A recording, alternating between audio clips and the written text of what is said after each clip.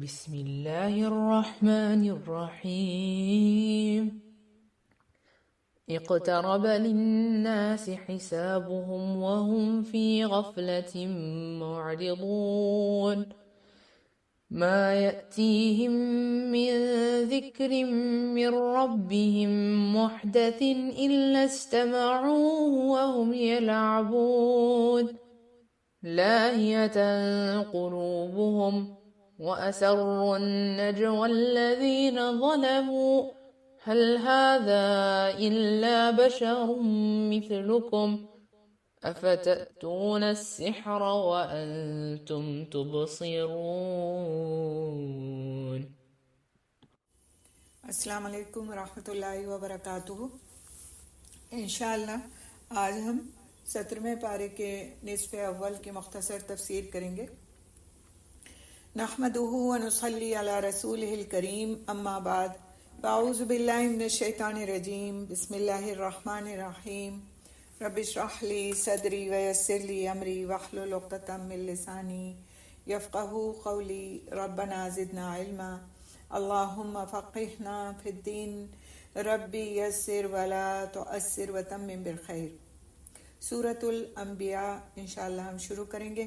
مکی سورت ہے، اس میں 112 آیات اور 7 رکوع ہیں۔ بسم اللہ الرحمن الرحیم، شروع اللہ کے نام سے جو بہت مہربان نہایت رحم والا ہے۔ اقترب للناس حسابهم وهم فی غفلۃ معرضون، لوگوں کے حساب کا وقت قریب آ گیا، پھر بھی وہ بے خبری میں منہ پھیرے ہوئے ہیں، یعنی اس کی تیاری سے غافل اور دنیا کی زینتوں میں گم اور ایمان کے تقاضوں سے بے خبر ہیں۔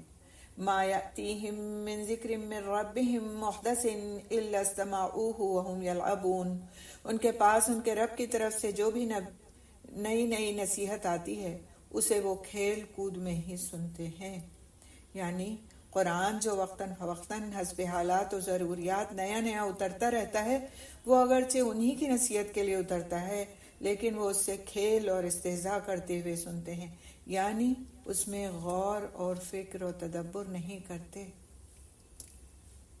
بالکل آئینہ ہے یہ، اس وقت قرآن کی جو یہ آیات ہیں یہ بالکل آئینہ ہے آج کے دور میں جس طرح سے قرآن سے غفلت کی جا رہی ہے۔ آگے اللہ سبحانہ تعالیٰ فرماتے ہیں، لاہیۃ قلوبہم واسروا النجوى الذین ظلموا هل هذا الا بشر مثلکم افتأتون السحر وانتم تبصرون، ان کے دل بالکل غافل ہیں اور ان ظالموں نے چپکے سرگوشیاں کی کہ وہ تم ہی جیسا انسان ہے، پھر کیا وجہ ہے جو تم آنکھوں دیکھے جادو میں آ جاتے ہو۔ یعنی نبی صلی اللہ علیہ وسلم کا بشر ہونا ان کے لیے ناقابل قبول ہے، پھر یہ بھی کہتے ہیں کہ تم دیکھ نہیں رہے کہ تو جادوگر ہے، تم اس کے جادو میں دیکھتے بھالتے کیوں پھنس جاتے ہو۔ قال ربی یعلم القول فی السماء والارض وهو السمیع العلیم، پیغمبر نے کہا میرا پروردگار ہر اس بات کو جو زمین و آسمان میں ہے بخوبی جانتا ہے، وہ بہت ہی سننے والا اور جاننے والا ہے۔ اتنا ہی نہیں بلکہ تو کہتے ہیں کہ قرآن پراگندہ خوابوں کا مجموعہ ہے، بلکہ اس نے از خود اسے گڑھ لیا ہے، بلکہ یہ شاعر ہے، ورنہ ہمارے سامنے یہ کوئی ایسی نشانی لائے جیسا کہ پہلے پیغمبر بھیجے گئے تھے۔ یعنی جس طرح سمود کے لیے اونٹنی، موسیٰ علیہ السلام کے لیے عصا اور ید بیضا وغیرہ، تو ایسی کوئی نشانی ہمیں دکھائی جائے۔ ما آمنت قبلہم من قریۃ اہلکناہا افہم یؤمنون، ان سے پہلے جتنی بستیاں ہم نے اجاڑ دی سب ایمان سے خالی تھی، تو کیا اب یہ ایمان لائیں گے؟ تو اس سے پہلے بھی جتنے پیغمبر ہم نے بھیجے سبھی مرد تھے جن کی طرف ہم وحی اتارتے تھے، بس تم اہل کتاب سے پوچھ لو اگر خود تمہیں علم نہ ہو۔ وما جعلناہم جسدا لا یأکلون الطعام وما کانوا خالدین، ہم نے انہیں ایسے جثے نہ بنائے تھے کہ وہ کھانا نہ کھائیں، یعنی ان کے جسم ایسے نہیں تھے کہ وہ کھانا نہ کھائیں، اور نہ وہ ہمیشہ رہنے والے تھے، یعنی کہ بشر تھے۔ ثم صدقناہم الوعد فانجیناہم ومن نشاء وَأَهْلَكْنَا الْمُسْرِفِينَ، پھر ہم نے ان سے کیے ہوئے سب وعدے سچے کیے انہیں اور جن جن کو ہم نے چاہا نجات عطا فرمائی، اور حد سے نکل جانے والوں کو غارت کر دیا۔ یقیناً ہم نے تمہاری جانب ایسی کتاب نازل فرمائی ہے جس میں تمہارا تذکرہ ہے، پھر بھی تم عقل نہیں رکھتے، یعنی کہ تمہارے لیے احکام ہے، تمہیں اس میں ذکر کر کے، تمہارا اس میں ذکر کر کے تم کو عزت دی ہے، پھر بھی تمہاری سمجھ میں نہیں آتی بات۔ وَكَمْ قَصَمْنَا مِنْ قَرْيَةٍ كَانَتْ ظَالِمَةً وَأَنشَأْنَا بَعْدَهَا قَوْمًا آخَرِينَ، اور بہت سی بستیاں ہم نے تباہ کر دیں جو ظالم تھیں، اور ان کے بعد ہم نے دوسرے قوم کو پیدا کر دیا۔ جب انہوں نے ہمارے عذاب کا احساس کر لیا تو اس سے بھاگنے لگے۔ بھاگ دوڑ نہ کرو، اور جہاں تمہیں آسودگی دی گئی تھی وہیں واپس لوٹو اور اپنے مکانات کی طرف جاؤ تاکہ تم سے سوال تو کر لیا جائے، یعنی جو نعمتیں اور آسائشیں تمہیں حاصل تھیں جو تمہارے کفر اور سرکشی کا باعث تھیں، اور وہ مکانات جن میں تم رہتے تھے اور جن کی خوبصورتی اور پائیداری پر تم فخر کرتے تھے، انہی کی طرف پلٹو، بھاگو مت۔ اور عذاب کے بعد تمہارا حال احوال تو پوچھ لیا جائے کہ تم پر کیا بیتی، کس طرح بیتی، کیوں بیتی۔ تو یہ سوال بطور طنز اور مذاق کے ہے، ورنہ ہلاکت کے شکنجے میں کسے جانے کے بعد وہ جواب دینے کی پوزیشن میں رہتے ہی کب۔ قالوا یا ویلنا انا کننا ظالمین، کہنے لگے ہائے ہماری خرابی، بے شک ہم ظالم تھے، اب ہوش میں آئے۔ پھر تو ان کا یہی قول رہا یہاں تک کہ ہم نے انہیں جڑ سے کٹے ہوئے کھیت اور بجھی پڑی آگ کی طرح کر دیا، اور ہم نے آسمان و زمین اور ان کے درمیان کی چیزوں کو طنز اور مذاق کھیلتے ہوئے نہیں بنایا۔ وما خلقنا السماء والارض وما بینہما لاعبین، کھیلتے ہوئے نہیں بنایا کا کیا مطلب ہے کہ اس کے کئی مقاصد اور حکمتیں ہیں اس تخلیق کے، مثلا بندے میرا ذکر و شکر کریں، نیکوں کو نیکیوں کی جزا اور بدوں کو بدیوں کی سزا دی جائے وغیرہ۔ تو یہ ایسی مذاق نہیں ہے کہ جو دنیا بنائی گئی ایسے ہی۔ اور اگر ہم یوں ہی کھیل تماشے کا ارادہ کرتے تو اسے اپنے پاس ہی سے بنا لیتے، اگر ہم کرنے والے ہی ہوتے، یعنی اپنے پاس ہی سے کچھ چیزیں کھیل کے لیے بنا لیتے اور اپنا شوق پورا کر لیتے۔ اتنی لمبی چوڑی کائنات بنانے کی اور پھر اس میں ذی روح اور ذی شعور مخلوق بنانے کی کیا ضرورت تھی؟ تو اللہ سبحانہ تعالیٰ نے اس بات کو کہ زمین اور آسمان کو اور اس پوری کائنات کو اس نے اپنے ایک مقصد کے تحت پیدا کیا ہے۔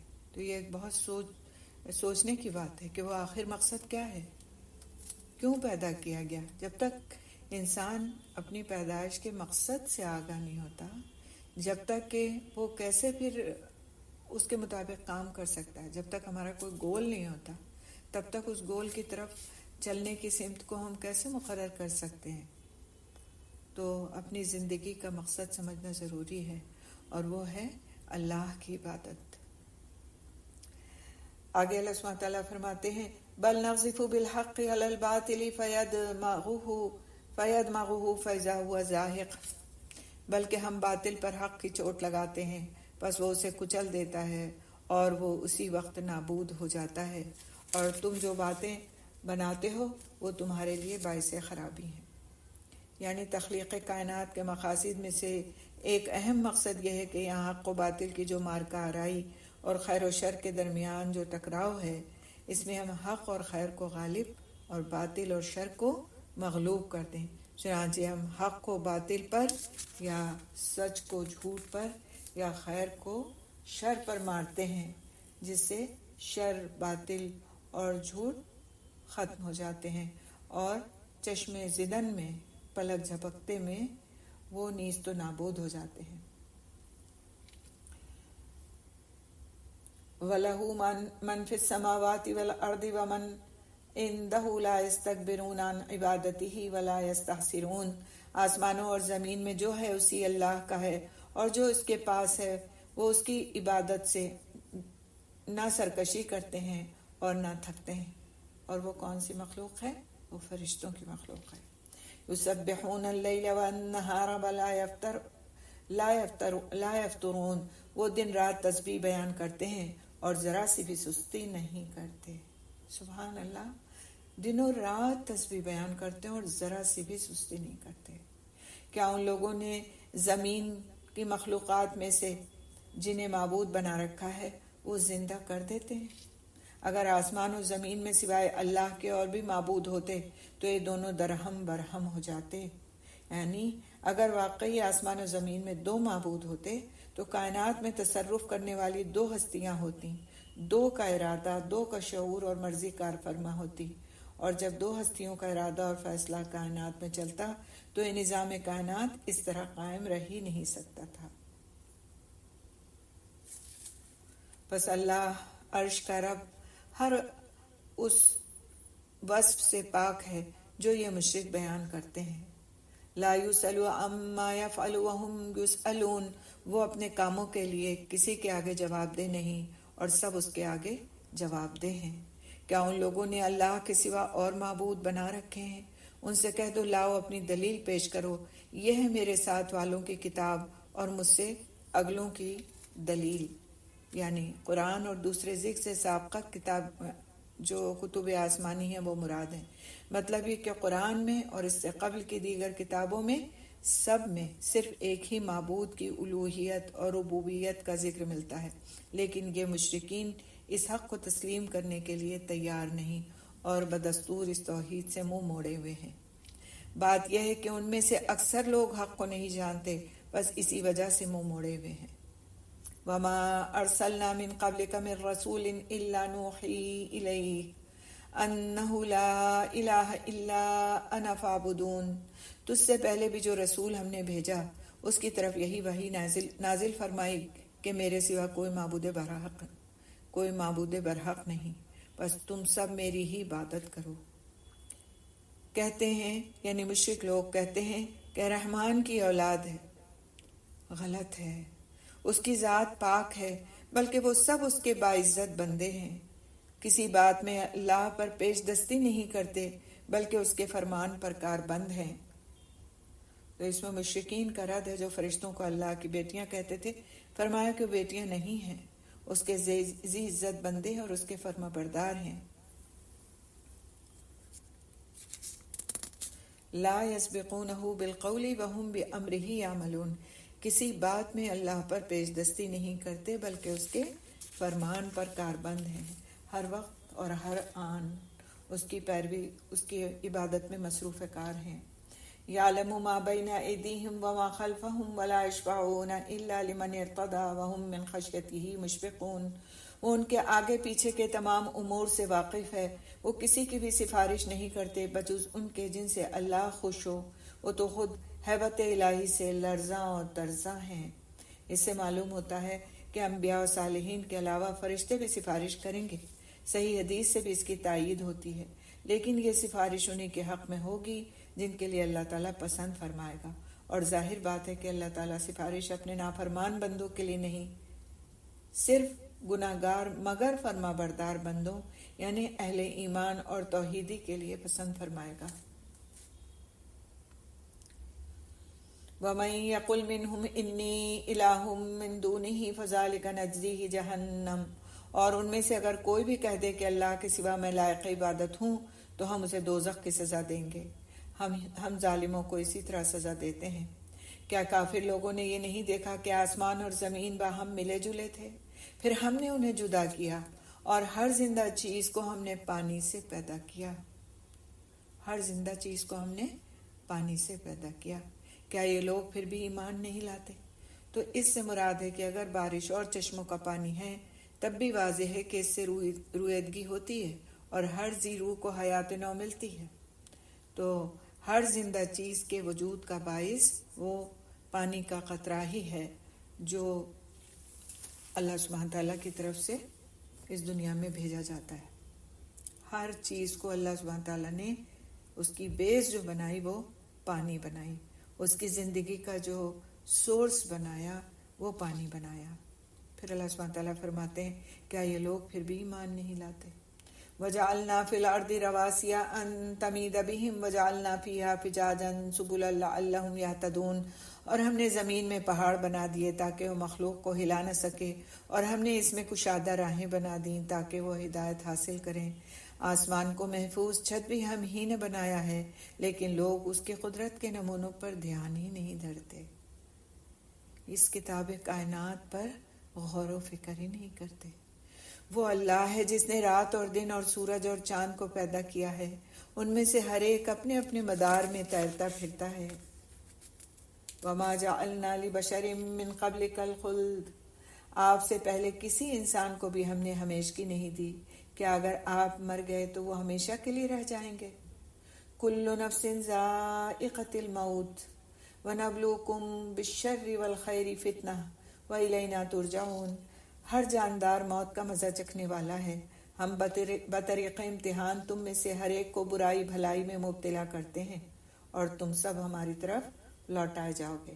یعنی کبھی مصائب و آلام سے دوچار کر کے، کبھی دنیا کے وسائل فراواں سے، دنیا کے جو وسائل ہیں ان کو زیادہ دے کر کے، اور کبھی صحت و فراخی کے ذریعے سے، اور کبھی تنگی و بیماری کے ذریعے سے، کبھی توانگری دے کر، اور کبھی فقر و فاقے میں مبتلا کر کے ہم آزماتے ہیں، تاکہ ہم دیکھیں کہ شکر گزاری کون کرتا ہے اور ناشکری کون کرتا ہے، صبر کون کرتا ہے اور بے صبرا پن کون کرتا ہے، شکر اور صبر رضا الہی کا، اور کفران نعمت اور ناصبری غضب الہی کا موجب ہے۔ تو یہ ساری چیزیں اللہ سبحانہ تعالیٰ نے انسان کو آزمانے کے لیے رکھی ہیں، یہ ساری کیفیات، اور پھر اللہ سبحانہ تعالیٰ آزماتے ہیں کہ کون صبر کرتا ہے اور کون ناشکری کرتا ہے۔ وَإِذَا رَآكَ الَّذِينَ كَفَرُوا إِن يَتَّخِذُونَكَ إِلَّا هُزُوًا، یہ منکرین تجھے جب بھی دیکھتے ہیں تو تمہارا مذاق ہی اڑاتے ہیں کہ کیا یہی وہ ہے جو تمہارے معبودوں کا ذکر کرتا ہے، یعنی برائی سے کرتا ہے، اور وہ خود ہی رحمان کی یاد کے بالکل ہی منکر ہیں۔ انسان جلد باز مخلوق ہے، خلق الانسان من عجل سأریکم آیاتی فلا تستعجلون، انسان جلد باز مخلوق ہے، میں تمہیں اپنی نشانیاں ابھی ابھی دکھاؤں گا، تم مجھ سے جلدی نہ کرو۔ یہ کفار کے مطالبہ عذاب کے جواب میں ہے کہ چونکہ انسان کی فطرت معجلت اور جلد بازی ہے، اس لیے وہ پیغمبر سے بھی جلدی مطالبہ کرنے لگ جاتا ہے کہ اپنے اللہ سے کہہ کر ہم پر فوراً عذاب نازل کروا دے۔ تو اللہ سبحانہ تعالیٰ نے فرمایا کہ جلدی مت کرو، میں ان قریب اپنی نشانیاں تمہیں دکھاؤں گا۔ تو ان نشانیوں سے مراد عذاب بھی ہو سکتا ہے، اور صداقت رسول صلی اللہ علیہ وسلم کے دلائل اور براہین بھی ہو سکتے ہیں۔ آگے اللہ سبحانہ تعالیٰ فرماتے ہیں وَيَقُولُونَ مَتَى هَذَا الْوَعْدُ إِن كُنتُمْ صَادِقِينَ، کہتے ہیں کہ اگر تم سچے ہو تو بتا دو کہ یہ وعدہ کب پورا ہوگا۔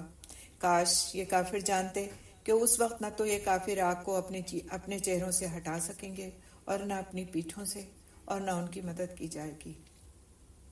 یعنی اگر یہ جان لیتے تو پھر عذاب کا جلدی مطالبہ نہ کرتے، یا یقیناً جان لیتے کہ قیامت آنے والی ہے، یا تو وہ کفر پر قائم نہ رہتے بلکہ ایمان لے آتے۔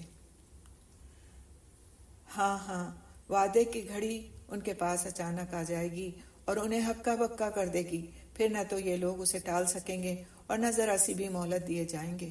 اور تجھ سے پہلے رسولوں کے ساتھ بھی ہنسی مذاق کیا گیا، بس ہنسی کرنے والوں ہی کو اس چیز نے گھیر لیا جس کی وہ ہنسی اڑاتے تھے۔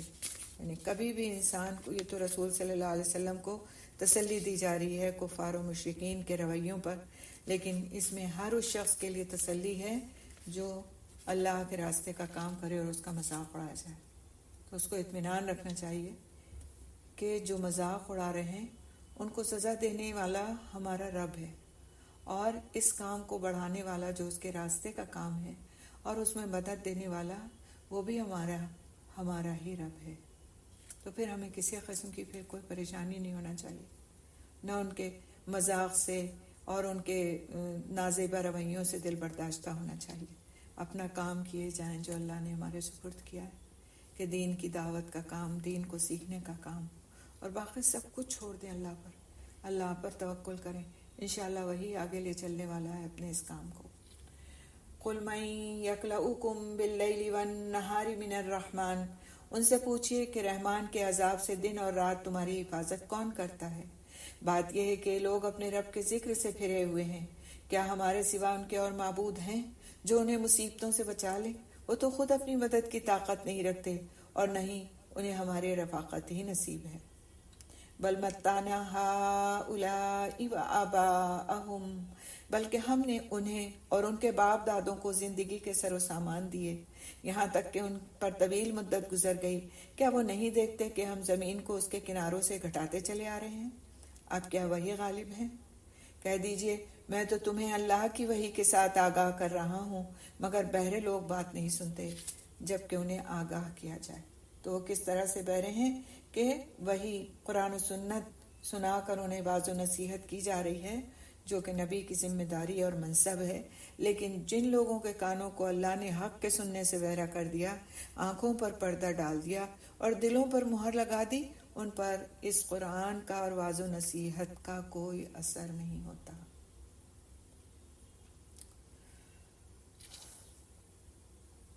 تو آگے اللہ سبحانہ وتعالیٰ فرماتے ہیں وَلَئِن مَسَّتْهُمْ نَفْحَةٌ مِّنْ عَذَابِ رَبِّكَ لَيَقُولُنَّ يَا وَيْلَنَا إِنَّا كُنَّا ظَالِمِينَ، اگر انہیں تیرے رب کے کسی عذاب کا جھونکا بھی لگ جائے تو پکار اٹھیں کہ ہائے ہماری بدبختی، یقیناً ہم گناہ گار تھے، اور قیامت کے دن ہم لوگوں کے اعمال تولنے کے لیے میزان عدل قائم کریں گے، پھر کسی پر کچھ بھی ظلم نہ کیا جائے گا، اور اگر ایک رائی کے دانے کے برابر بھی عمل ہوگا ہم اسے لا حاضر کریں گے، اور ہم کافی ہیں حساب کرنے والے۔ تو رائی کے دانے کے برابر بھی عمل ہوگا، وہ بھی اللہ کی نظر سے پوشیدہ نہیں رہ پائے گا، اور اس کو بھی اس دن حاضر کر دیا جائے گا۔ اللہم حاسبنا حسابا یسیرا، اللہم حاسبنا حسابا یسیرا۔ تو اولاد کو دین پر لگانے کی جو محنت انسان کرتا ہے، اس پر جو پیسہ خرچ کرتا ہے، اپنی صلاحیتیں، سب کچھ تولا جائے گا، سب کچھ، یعنی کوئی چیز ایسی نہیں ہوگی جو نہ تولی جائے۔ تو جو والدین اپنے اولادوں کے لیے مشقت کرتے ہیں کہ ان کی آخرت سنور جائے، اس میں اپنا پیسہ خرچ کرتے ہیں، ان کو دین سکھانے پر لگانے کے لیے جان توڑ کوشش کرتے ہیں، سارے اعمال تولے جائیں گے۔ اللہ تعالیٰ کے پاس ہر چیز کے لیے عدل و انصاف ہوگا، ذرہ برابر بھی ضائع نہیں ہوگا۔ ہم کچھ بھی کرتے ہیں دین کی خدمت کے لیے، اپنے دین کے فروغ کے لیے، اللہ کے راستے کی محنت جب ہم کرتے ہیں تو اس بات کا اطمینان رکھیں کہ سب کچھ جمع ہے، کہیں کچھ ضائع نہیں ہو رہا ہے، بلکہ اللہ سبحانہ تعالیٰ چاہیں تو اس کو کئی گنا بڑھا سکتے ہیں جیسا کہ ان کا وعدہ ہے۔ تو پھر یہ جو محنت ہم کرتے ہیں نا، یا اپنا وقت خرچ کرتے ہیں، اپنا مال خرچ کرتے ہیں، اپنی صلاحیت صرف کرتے ہیں، اپنے دل پر بوجھ اور تکلیف برداشت کرتے ہیں دوسروں کے رویوں کی، تو یہ سب اس بھروسے پر کریں کہ ہمارے رب کے پاس سب کچھ جمع ہے، اور وہ ذرے ذرے کا حساب کرنے والا ہے، اور وہ عادل ہے، وہ کہیں ہمارا کیا ہوا کچھ بھی ضائع نہیں فرمائے گا۔ وَلَقَدْ آتَيْنَا مُوسَىٰ وَهَارُونَ الْفُرْقَانَ، یہ بالکل سچ ہے کہ ہم نے موسیٰ و ہارون کو فیصلے کرنے والی اور پرہیزگاروں کے لیے واعظ و نصیحت والی نورانی کتاب عطا فرمائی ہے۔ وہ لوگ جو اپنے رب سے بن دیکھے خوف کھاتے ہیں اور قیامت کے تصور سے کانپتے رہتے ہیں، اور یہ نصیحت و برکت والا قرآن بھی ہم ہی نے نازل فرمایا ہے، کیا پھر بھی تم اس کے منکر ہو؟ تو جو لوگ کانپتے رہتے ہیں وہ کیسے لوگ ہیں آخر؟ یہ متقین کی صفات ہیں، اور سورہ بقرہ کے آغاز میں اور دیگر مقامات پر بھی متقین کی صفات کا تذکرہ کیا گیا ہے۔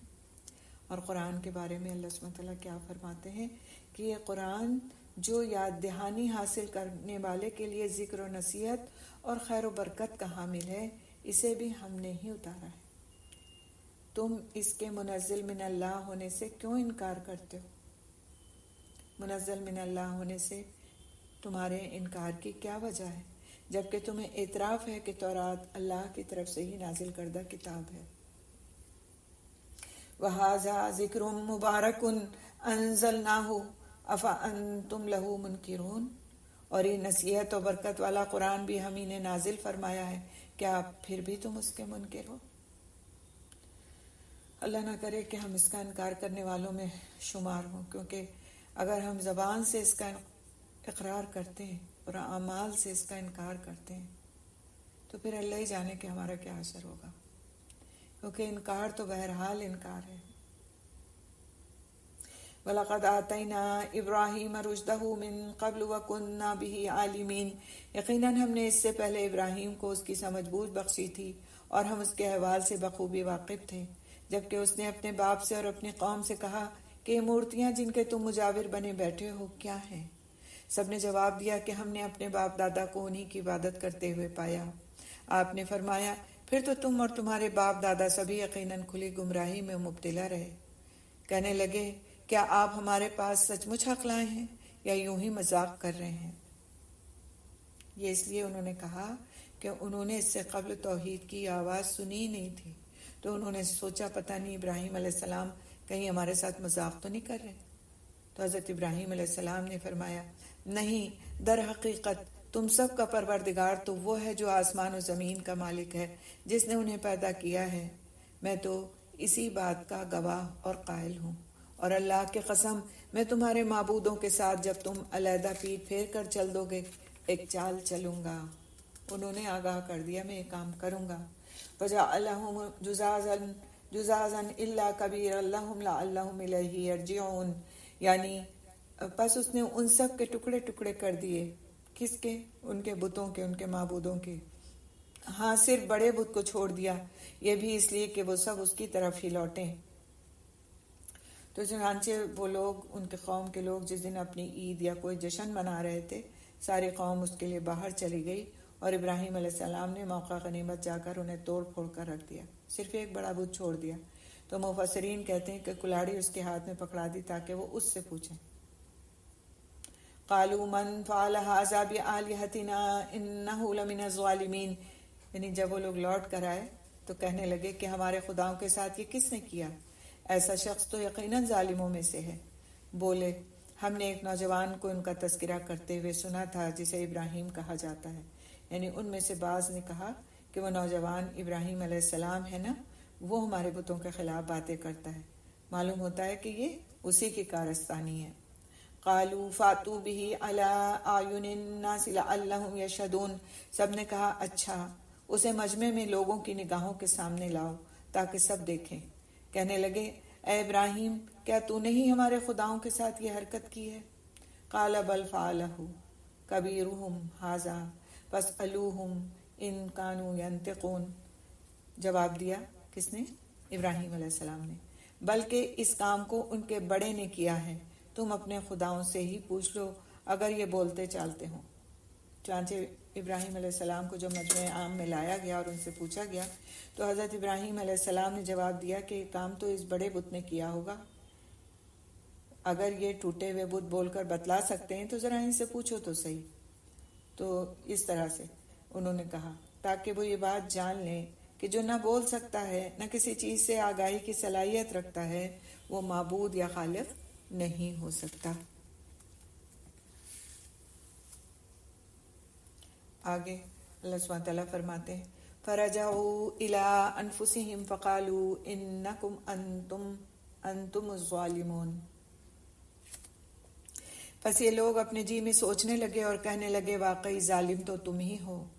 پھر اپنے سروں کے بل اوندھے ہو گئے اور کہنے لگے کہ یہ تو تجھے بھی معلوم ہے کہ بولنے چالنے والے نہیں، یعنی کہ پھر اے ابراہیم تو ہمیں یہ کیوں کہہ رہا کہ ان سے پوچھو، اگر یہ بول سکتے جبکہ تو اچھی طرح جانتا ہے کہ یہ بولنے کی طاقت سے محروم ہے۔ تو یعنی ان کو اقرار انہوں نے خود کیا کہ یہ تو اس طاقت سے محروم ہے، بتا نہیں سکتے۔ قال افتعبدون من دون اللہ ما لا ينفعکم شیئا ولا یضرکم، تو اللہ کے خلیل نے اسی وقت فرمایا افسوس، کیا تم اللہ کے علاوہ ان کی عبادت کرتے ہو جو نہ تمہیں کچھ بھی نفع پہنچا سکے نہ نقصان؟ تف ہے تم پر اور ان پر جن کی تم اللہ کے سوا عبادت کرتے ہو، کیا تمہیں اتنی سی عقل بھی نہیں؟ کہنے لگے اسے جلا دو۔ قالوا حرقوہ وانصروا آلہتکم ان کنتم فاعلین، کہنے لگے اسے جلا دو اور اپنے خداؤں کی مدد کرو اگر تمہیں کچھ کرنا ہی ہے۔ تو حضرت ابراہیم علیہ السلام نے جب یوں اپنی حجت تمام کر دی اور ان کی ضلالت و صفاحت کو ایسے طریقے سے ان پر واضح کر دیا کہ وہ لاجواب ہو گئے، تو چونکہ وہ توفیق ہدایت سے محروم تھے اور کفر و شرک نے ان کے دلوں کو بے نور کر دیا تھا، اس لیے بجائے اس کے کہ وہ شرک سے توبہ کرتے، الٹا ابراہیم علیہ السلام کے خلاف سخت اقدام کرنے پر آمادہ ہو گئے اور اپنے معبودوں کی دہائی دیتے ہوئے انہیں آگ میں جھونک دینے کی تیاری شروع کر دی۔ چنانچہ آگ کا ایک بہت بڑا الاؤ تیار کیا گیا اور اس میں حضرت ابراہیم علیہ السلام کو پھینک دیا گیا، لیکن اللہ سبحانہ تعالیٰ نے آگ کو حکم دیا کہ ابراہیم علیہ السلام کے لیے ٹھنڈک و سلامتی بن جا۔ تو علماء کہتے ہیں کہ اگر اللہ سبحانہ تعالیٰ ٹھنڈی کے ساتھ سلامتی نہ فرماتا تو اس کی ٹھنڈک ابراہیم علیہ السلام کے لیے ناقابل برداشت ہوتی۔ بہرحال یہ ایک بہت بڑا معجزہ ہے جو آسمان سے باتیں کرتی ہوئی دہکتی ہوئی آگ کے گل و گلزار بن جانے کی صورت میں حضرت ابراہیم علیہ السلام کے لیے اللہ کی مشیت سے ظاہر ہوا۔ تو اللہ تعالیٰ نے اپنے بندے کو دشمنوں کی سازش سے بچا لیا۔ آگے اللہ سبحانہ تعالیٰ فرماتے ہیں قالو یہ اس آیت کو جسے ابھی ہم نے پہلے پڑھا، قالو حرقوہ وانصروا آلہتکم ان کنتم فاعلین، کہنے لگے اسے جلا دو اور اپنے خداؤں کی مدد کرو اگر تمہیں کچھ کرنا ہی ہے۔ تو اللہ سبحانہ تعالیٰ نے فرمایا قلنا یا نار کونی بردا وسلاما علی ابراہیم، ہم نے فرما دیا اے آگ تو ٹھنڈی پڑ جا اور ابراہیم علیہ السلام کے لیے سلامتی اور آرام کی چیز بن جا۔ گو انہوں نے ابراہیم کا برا چاہا لیکن ہم نے انہیں ناکام بنا دیا۔ تو کوئی کسی کا کتنا بھی برا کیوں نہ چالے، کتنی بڑی تعداد ان کی کیوں نہ ہو، کتنا بڑا جتھا کیوں نہ ہو، کتنی زیادہ قوت کیوں نہ ہو، لیکن اگر اللہ سبحانہ تعالیٰ نہیں چاہیں کچھ بھی کوئی کسی کا بگاڑ نہیں سکتا۔ اور اگر اس بات پر انسان کا یقین جم جائے تو بہت سکون و اطمینان سے رہتا ہے، ڈپریشن نام کی کوئی چیز اس کو نہیں ہوتی۔ وَنَجَّيْنَاهُ وَلُوطًا إِلَى الْأَرْضِ الَّتِي بَارَكْنَا فِيهَا لِلْعَالَمِينَ، اور ہم ابراہیم اور لوط کو بچا کر اس زمین کی طرف لے چلے جس میں ہم نے تمام جہان والوں کے لیے برکت رکھی تھی۔ اس سے مراد اکثر مفسرین کے نزدیک ملک شام ہے، جسے شادابی پھلوں اور نہروں کی کثرت نیز انبیاء کا مسکن ہونے کے لحاظ سے بابرکت کہا گیا ہے۔ وَوَهَبْنَا لَهُ إِسْحَاقَ وَيَعْقُوبَ نَافِلَةً وَكُلًّا جَعَلْنَا صَالِحِينَ، اور ہم نے اسے اسحاق عطا فرمایا اور یعقوب اس پر مزید، اور ہر ایک کو ہم نے صالح بنایا، اور ہم نے انہیں پیشوا بنا دیا کہ ہمارے حکم سے لوگوں کی رہبری کریں، اور ہم نے ان کی طرف نیک کاموں کے کرنے اور نمازوں کے قائم رکھنے اور زکوٰۃ دینے کی وحی کی، اور وہ سب کے سب ہمارے عبادت گزار بندے تھے۔ وَلُوطًا آتَيْنَاهُ حُكْمًا وَعِلْمًا وَنَجَّيْنَاهُ مِنَ الْقَرْيَةِ الَّتِي كَانَتْ تَعْمَلُ الْخَبَائِثَ، اور ہم نے لوط کو بھی حکم اور علم دیا اور اسے اس بستی سے نجات دی جہاں کے لوگ گندے کاموں میں مبتلا تھے اور تھے بھی وہ بدترین گناہگار، اور ہم نے لوط کو اپنی رحمت میں داخل کر لیا، بے شک وہ نیکوکار لوگوں میں سے تھا۔ وَنُوحًا إِذْ نَادَىٰ مِن قَبْلُ فَاسْتَجَبْنَا لَهُ فَنَجَّيْنَاهُ وَأَهْلَهُ مِنَ الْكَرْبِ الْعَظِيمِ، نوح کے اس وقت کو یاد کیجئے جبکہ اس نے اس سے پہلے دعا کی، ہم نے اس کی دعا قبول فرمائی اور اسے اور اس کے گھر والوں کو بڑے کرب سے نجات دی، اور جو لوگ ہماری آیتوں کو جھٹلا رہے تھے ان کے مقابلے میں ہم نے اس کی مدد کی، یقیناً وہ برے لوگ تھے، بس ہم نے ان سب کو ڈبو دیا۔ وَدَاوُودَ وَسُلَيْمَانَ إِذْ يَحْكُمَانِ فِي الْحَرْثِ إِذْ نَفَشَتْ فِيهِ غَنَمُ الْقَوْمِ، اور داؤد اور سلیمان علیہ السلام کو یاد کیجئے جبکہ وہ کھیت کے معاملے میں فیصلہ کر رہے تھے کہ کچھ لوگوں کی بکریاں رات کو اس میں چر چگ گئی تھیں اور ان کے فیصلے میں ہم موجود تھے، یعنی ان کو نعمتیں دے کر کے آزمایا گیا تھا ان دونوں نبیوں کو۔ فَفَهَّمْنَاهَا سُلَيْمَانَ، ہم نے اس کا صحیح فیصلہ سلیمان علیہ السلام کو سمجھا دیا۔ یعنی مفسرین نے قصہ اس طرح بیان فرمایا کہ ایک شخص کی بکریاں دوسرے شخص کے کھیت میں رات کو جا گھسیں اور اس کی کھیتی چر چگ گئی۔ حضرت داؤد علیہ السلام نے جو پیغمبر ہونے کے ساتھ ساتھ حکمران بھی تھے، فیصلہ دیا کہ بکریاں کھیت والا لے لے تاکہ اس کے نقصان کی تلافی ہو جائے۔ حضرت سلیمان علیہ السلام نے اس فیصلے سے اختلاف کیا اور یہ فیصلہ دیا کہ بکریاں کچھ عرصے کے لیے کھیتی کے مالک کو دے دی جائیں، وہ ان سے فائدہ اٹھائے اور کھیتی بکریوں والے کے سپرد کر دی جائے تاکہ وہ کھیتی کی آبپاشی اور دیکھ بھال کر کے اسے صحیح کرے، اور جب وہ اس حالت میں آ جائے جو بکریوں کے چرنے سے پہلے تھی تو کھیتی والے کو اور بکریاں بکریوں والے کو واپس کر دی جائیں۔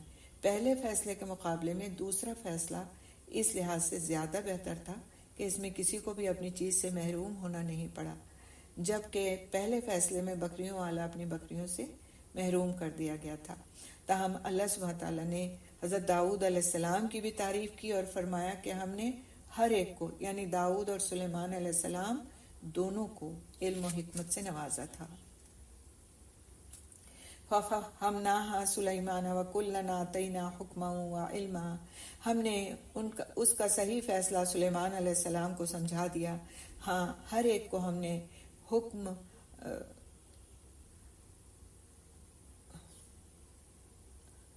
حکم اور علم دے رکھا تھا، اور داؤد علیہ السلام کے تابع ہم نے پہاڑ کر دیے تھے جو تسبیح کرتے تھے، اور پرند بھی، اور ہم ہی کرنے والے تھے۔ تو اس سے مراد یہ نہیں کہ پہاڑ ان کی تسبیح کی آواز سے گونج اٹھتے تھے،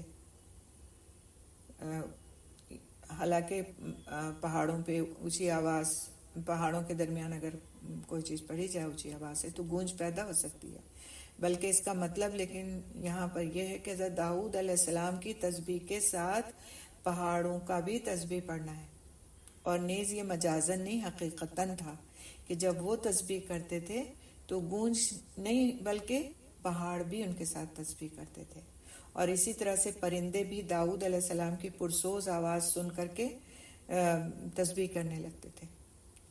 تو سبحان اللہ، اللہ سبحانہ تعالیٰ جو چاہیں وہ کر سکتے ہیں، اور کیا ہی خوبصورت منظر ہوتا ہوگا کہ جب ان کی تسبیح کے ساتھ ساتھ پہاڑ اور پرندے بھی تسبیح کرتے ہوں گے۔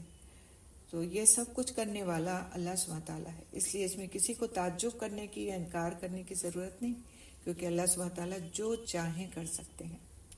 عَلَّمْنَاهُ صَنْعَةَ لَبُوسٍ لَكُمْ لِتُحْصِنَكُمْ مِنْ بَأْسِكُمْ، اور ہم نے اسے تمہارے لیے لباس بنانے کی کاریگری سکھائی تاکہ لڑائی کے ضرر سے تمہارا بچاؤ ہو۔ کیا تم شکر گزار بنو گے؟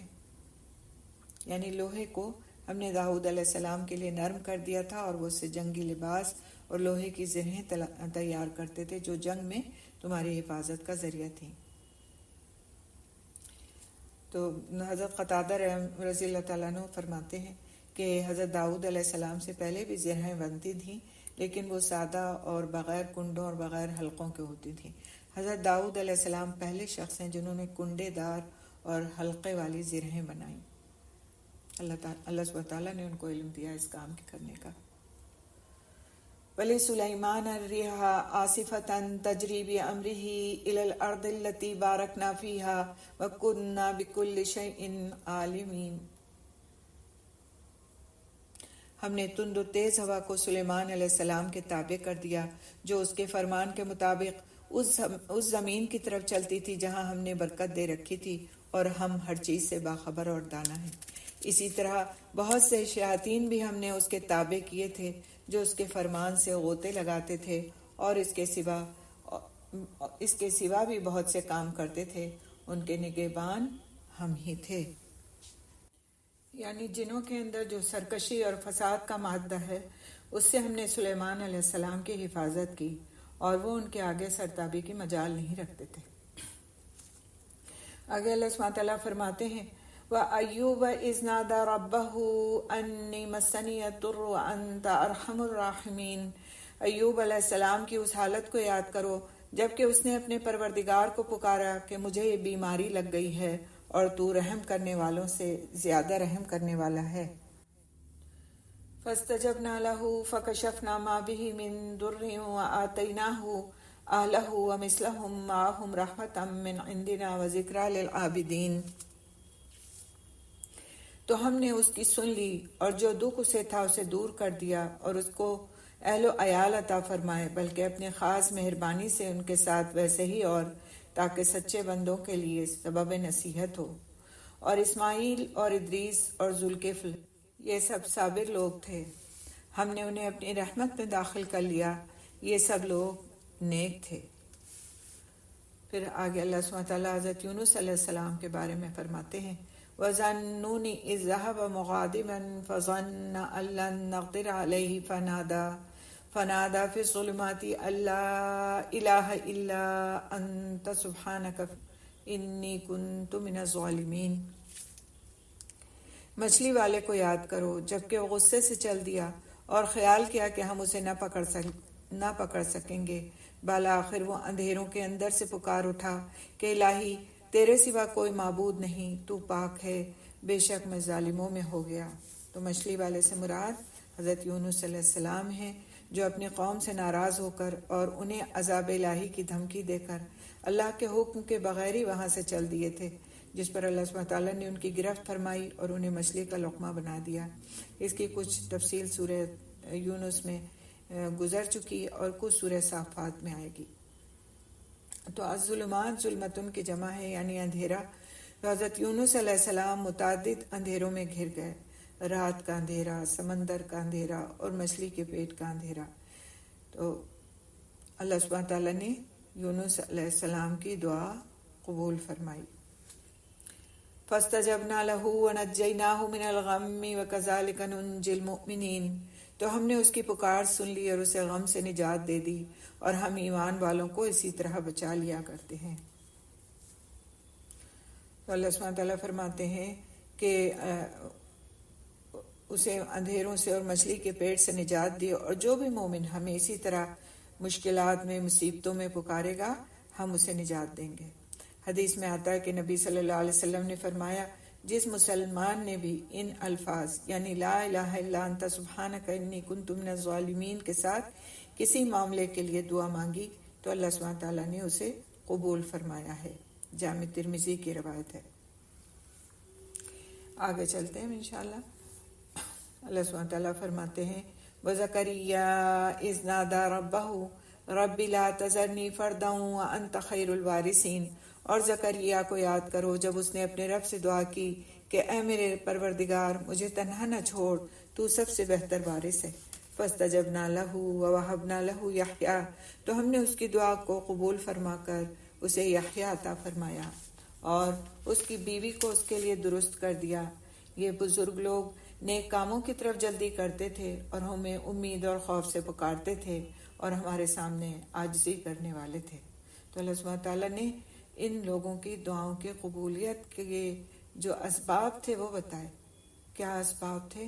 کہ نیک کاموں کی طرف یہ لوگ جلدی کرتے تھے، جہاں کوئی نیکی کا کام دیکھا اور اس طرف فوراً لپک پڑے۔ دوسری کیا چیز کہ ہمیں امید اور خوف سے پکارتے تھے۔ ایک طرف امید کا دامن تھامے ہوئے ہوتے تھے اور دوسری طرف اللہ سبحانہ تعالیٰ سے ڈر رہے ہوتے تھے، اللہ کا خوف ان کے دلوں کے اندر ہوتا تھا، خشیت ان کے دلوں میں ہوتی تھی، اور پھر اس کے بعد وہ عاجزی کرنے والے تھے۔ تو گویا قبولیت دعا کے لیے ضروری ہے کہ ان باتوں کا اہتمام کیا جائے جن کا بطور خاص یہاں پر ذکر کیا گیا ہے۔ والتی آسنت فرجہا فنفخنا فیہا من روحنا، اور وہ پاک دامن عورت جس نے اپنی عصمت کی حفاظت کی، پس ہم نے اس کے اندر اپنی روح سے پھونکا اور خود اسے اور اس کے لڑکے کو تمام جہان کے لیے نشانی بنا دیا، یعنی حضرت مریم علیہ السلام اور عیسیٰ علیہ السلام۔ یہ تمہاری امت ہے جو حقیقت میں ایک ہی امت ہے۔ تو اس سے مراد یہاں دین یا ملت ہے، یعنی تمہارا دین یا ملت ایک ہی ہے، اور وہ دین ہے دین توحید، جس کی دعوت تمام انبیاء نے دی، اور ملت اسلام ہے جو تمام انبیاء کی ملت رہی۔ جس طرح نبی صلی اللہ علیہ وسلم نے فرمایا، ہم انبیاء کی جماعت اولاد اللہ ہیں، یعنی جن کا باپ ایک اور مائیں مختلف ہوں، ہمارا دین ایک ہی ہے۔ یہ تمہاری امت ہے جو حقیقت میں ایک ہی امت ہے، اور میں تم سب کا پروردگار ہوں، بس تم میری ہی عبادت کرو۔ مگر لوگوں نے آپس میں اپنے دین میں فرقہ بندیاں کر لیں، سب کے سب ہماری طرف لوٹنے والے ہیں۔ پھر جو بھی نیک عمل کرے اور وہ مومن ہو، یعنی مومن بھی ہو، تو اس کی کوشش کی بے قدری نہیں کی جائے گی، ہم تو اس کے لکھنے والے ہیں۔ یعنی جس نے جتنی کوشش ہوگی تو اس کی اللہ کے یہاں قدر نہیں ہے۔ دنیا کے لوگ اس کی چاہے کتنی بھی ناقدری کر لیں، لیکن اللہ کے ہاں کوشش کرنے والے کی ناقدری نہیں ہے۔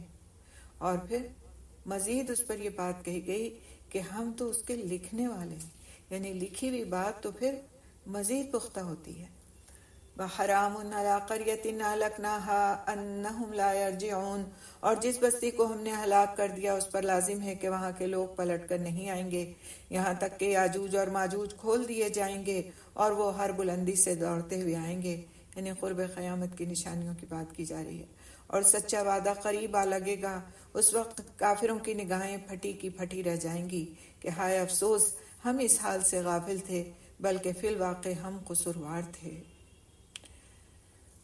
آگے اللہ سبحانہ تعالیٰ فرماتے ہیں انکم وما تعبدون من دون اللہ حسب جہنم انتم لہا واردون، تم اور اللہ کے سوا جن جن کی تم عبادت کرتے ہو سب دوزخ کا ایندھن بنو گے، تم سب دوزخ میں جانے والے ہو۔ تو یہ آیات مشرکین مکہ کے بارے میں یہ آیت جو ہے مشرکین مکہ کے بارے میں نازل ہوئی ہے، جو لات و منات اور عزا اور حبل کی پوجا کرتے تھے۔ یہ سب پتھر کی مورتیاں تھیں جو جمادات یعنی غیر عاقل تھیں، تو اسی لیے آیت میں وما تعبدون کے الفاظ ہیں، اور عربی میں ما جو ہے وہ غیر عاقل کے لیے آتا ہے، یعنی کہا جا رہا ہے کہ تم بھی اور تمہارے معبود بھی جن کی مورتیاں بنا کر تم نے عبادت کے لیے رکھی ہوئی ہیں سب جہنم کا ایندھن ہے۔ پتھر کی مورتیوں کا اگرچہ کوئی قصور نہیں ہے کیونکہ وہ تو غیر عاقل اور بے شعور ہیں، لیکن انہی پجاریوں کے ساتھ انہیں جہنم میں مزید ان کو رسوا کرنے کے لیے ذلیل کرنے کے لیے ڈالا جائے گا کہ جن معبودوں کو تم اپنا سہارا سمجھتے تھے وہ بھی تمہارے ساتھ ہی جہنم میں اس کا ایندھن ہے۔ لَوْ كَانَ هَٰؤُلَاءِ آلِهَةً مَّا وَرَدُوهَا، اگر یہ معبود ہوتے یعنی سچے معبود ہوتے تو جہنم میں داخل نہ ہوتے، اور سب کے سب اسی میں ہمیشہ رہنے والے ہیں، یہ وہاں چلا رہے ہوں گے۔ لَهُمْ فِيهَا زَفِيرٌ وَهُمْ فِيهَا لَا يَسْمَعُونَ، یہ وہاں چلا رہے ہوں گے اور وہاں کچھ بھی نہ سن سکیں گے۔ بے شک جن کے لیے ہماری طرف سے نیکی پہلے ہی ٹھہر چکی ہے وہ سب جہنم سے دور ہی رکھے جائیں گے، وہ تو دوزخ کی آہٹ تک نہ سنیں گے اور اپنی من بھاتی چیزوں میں ہمیشہ رہنے والے ہوں گے۔ یا اللہ ہمیں بھی انہی میں سے بنا دے، اپنے انہی بندوں میں سے بنا دے۔ لا يحزنهم الفزع الاکبر وتتلقاهم الملائکہ، وہ بڑی گھبراہٹ بھی انہیں غمگین نہ کر سکے گی، اور فرشتے انہیں ہاتھوں ہاتھ لیں گے کہ یہی تمہارا وہ دن ہے جس کا تم وعدہ دیے جاتے تھے۔ تو یہاں بڑی گھبراہٹ سے موت یا سورہ اسرافیل مراد ہے، یا وہ لمحہ جب دوزخ اور جنت کے درمیان موت کو ذبح کر دیا جائے گا، تو اس وقت بھی ان کے اوپر کوئی گھبراہٹ نہیں ہوگی، کوئی غم نہیں ہوگا کہ جو ان کو غمگین کر سکے، اور فرشتے ان کو ہاتھوں ہاتھ لیں گے۔ ہاتھوں ہاتھ کس کو لیا جاتا ہے؟ جس کی بڑی عزت ہوتی ہے، بڑی قدر ہوتی ہے، بڑی وقت ہوتی ہے، بڑا شرف ہوتا ہے۔ تو سبحان اللہ، اللہ سبحانہ تعالیٰ کے جو مومن بندے ہوں گے، اس کے متقی بندے ہوں گے، اس کے فرما بردار بندے ہوں گے، ان کا پھر آخرت کا انجام ان کے لیے کتنا خوبصورت ہوگا۔ فرشتے انہیں ہاتھوں ہاتھ لیں گے، یہی تمہارا وہ دن ہے جس کا تم وعدہ دیے جاتے رہے۔ یوم نطوی السماء کطی السجل للکتب، جس دن ہم آسمان کو یوں لپیٹ لیں گے جیسے تومار میں اوراق لپیٹ دیے جاتے ہیں۔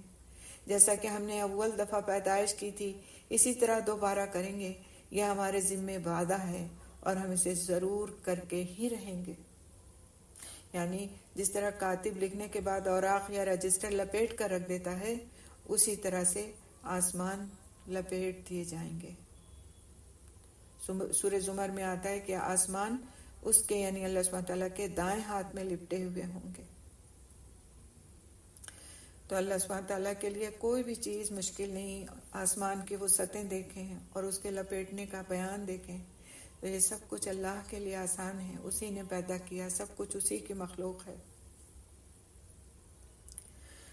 آگے اللہ سبحانہ تعالیٰ فرماتے ہیں وَلَقَدْ كَتَبْنَا فِي الزَّبُورِ مِن بَعْدِ الذِّكْرِ، یقیناً ہم زبور میں پند و نصیحت کے بعد یہ لکھ چکے ہیں کہ زمین کے وارث میرے صالح بندے ہوں گے، یعنی میرے صالح بندے ہی ہوں گے۔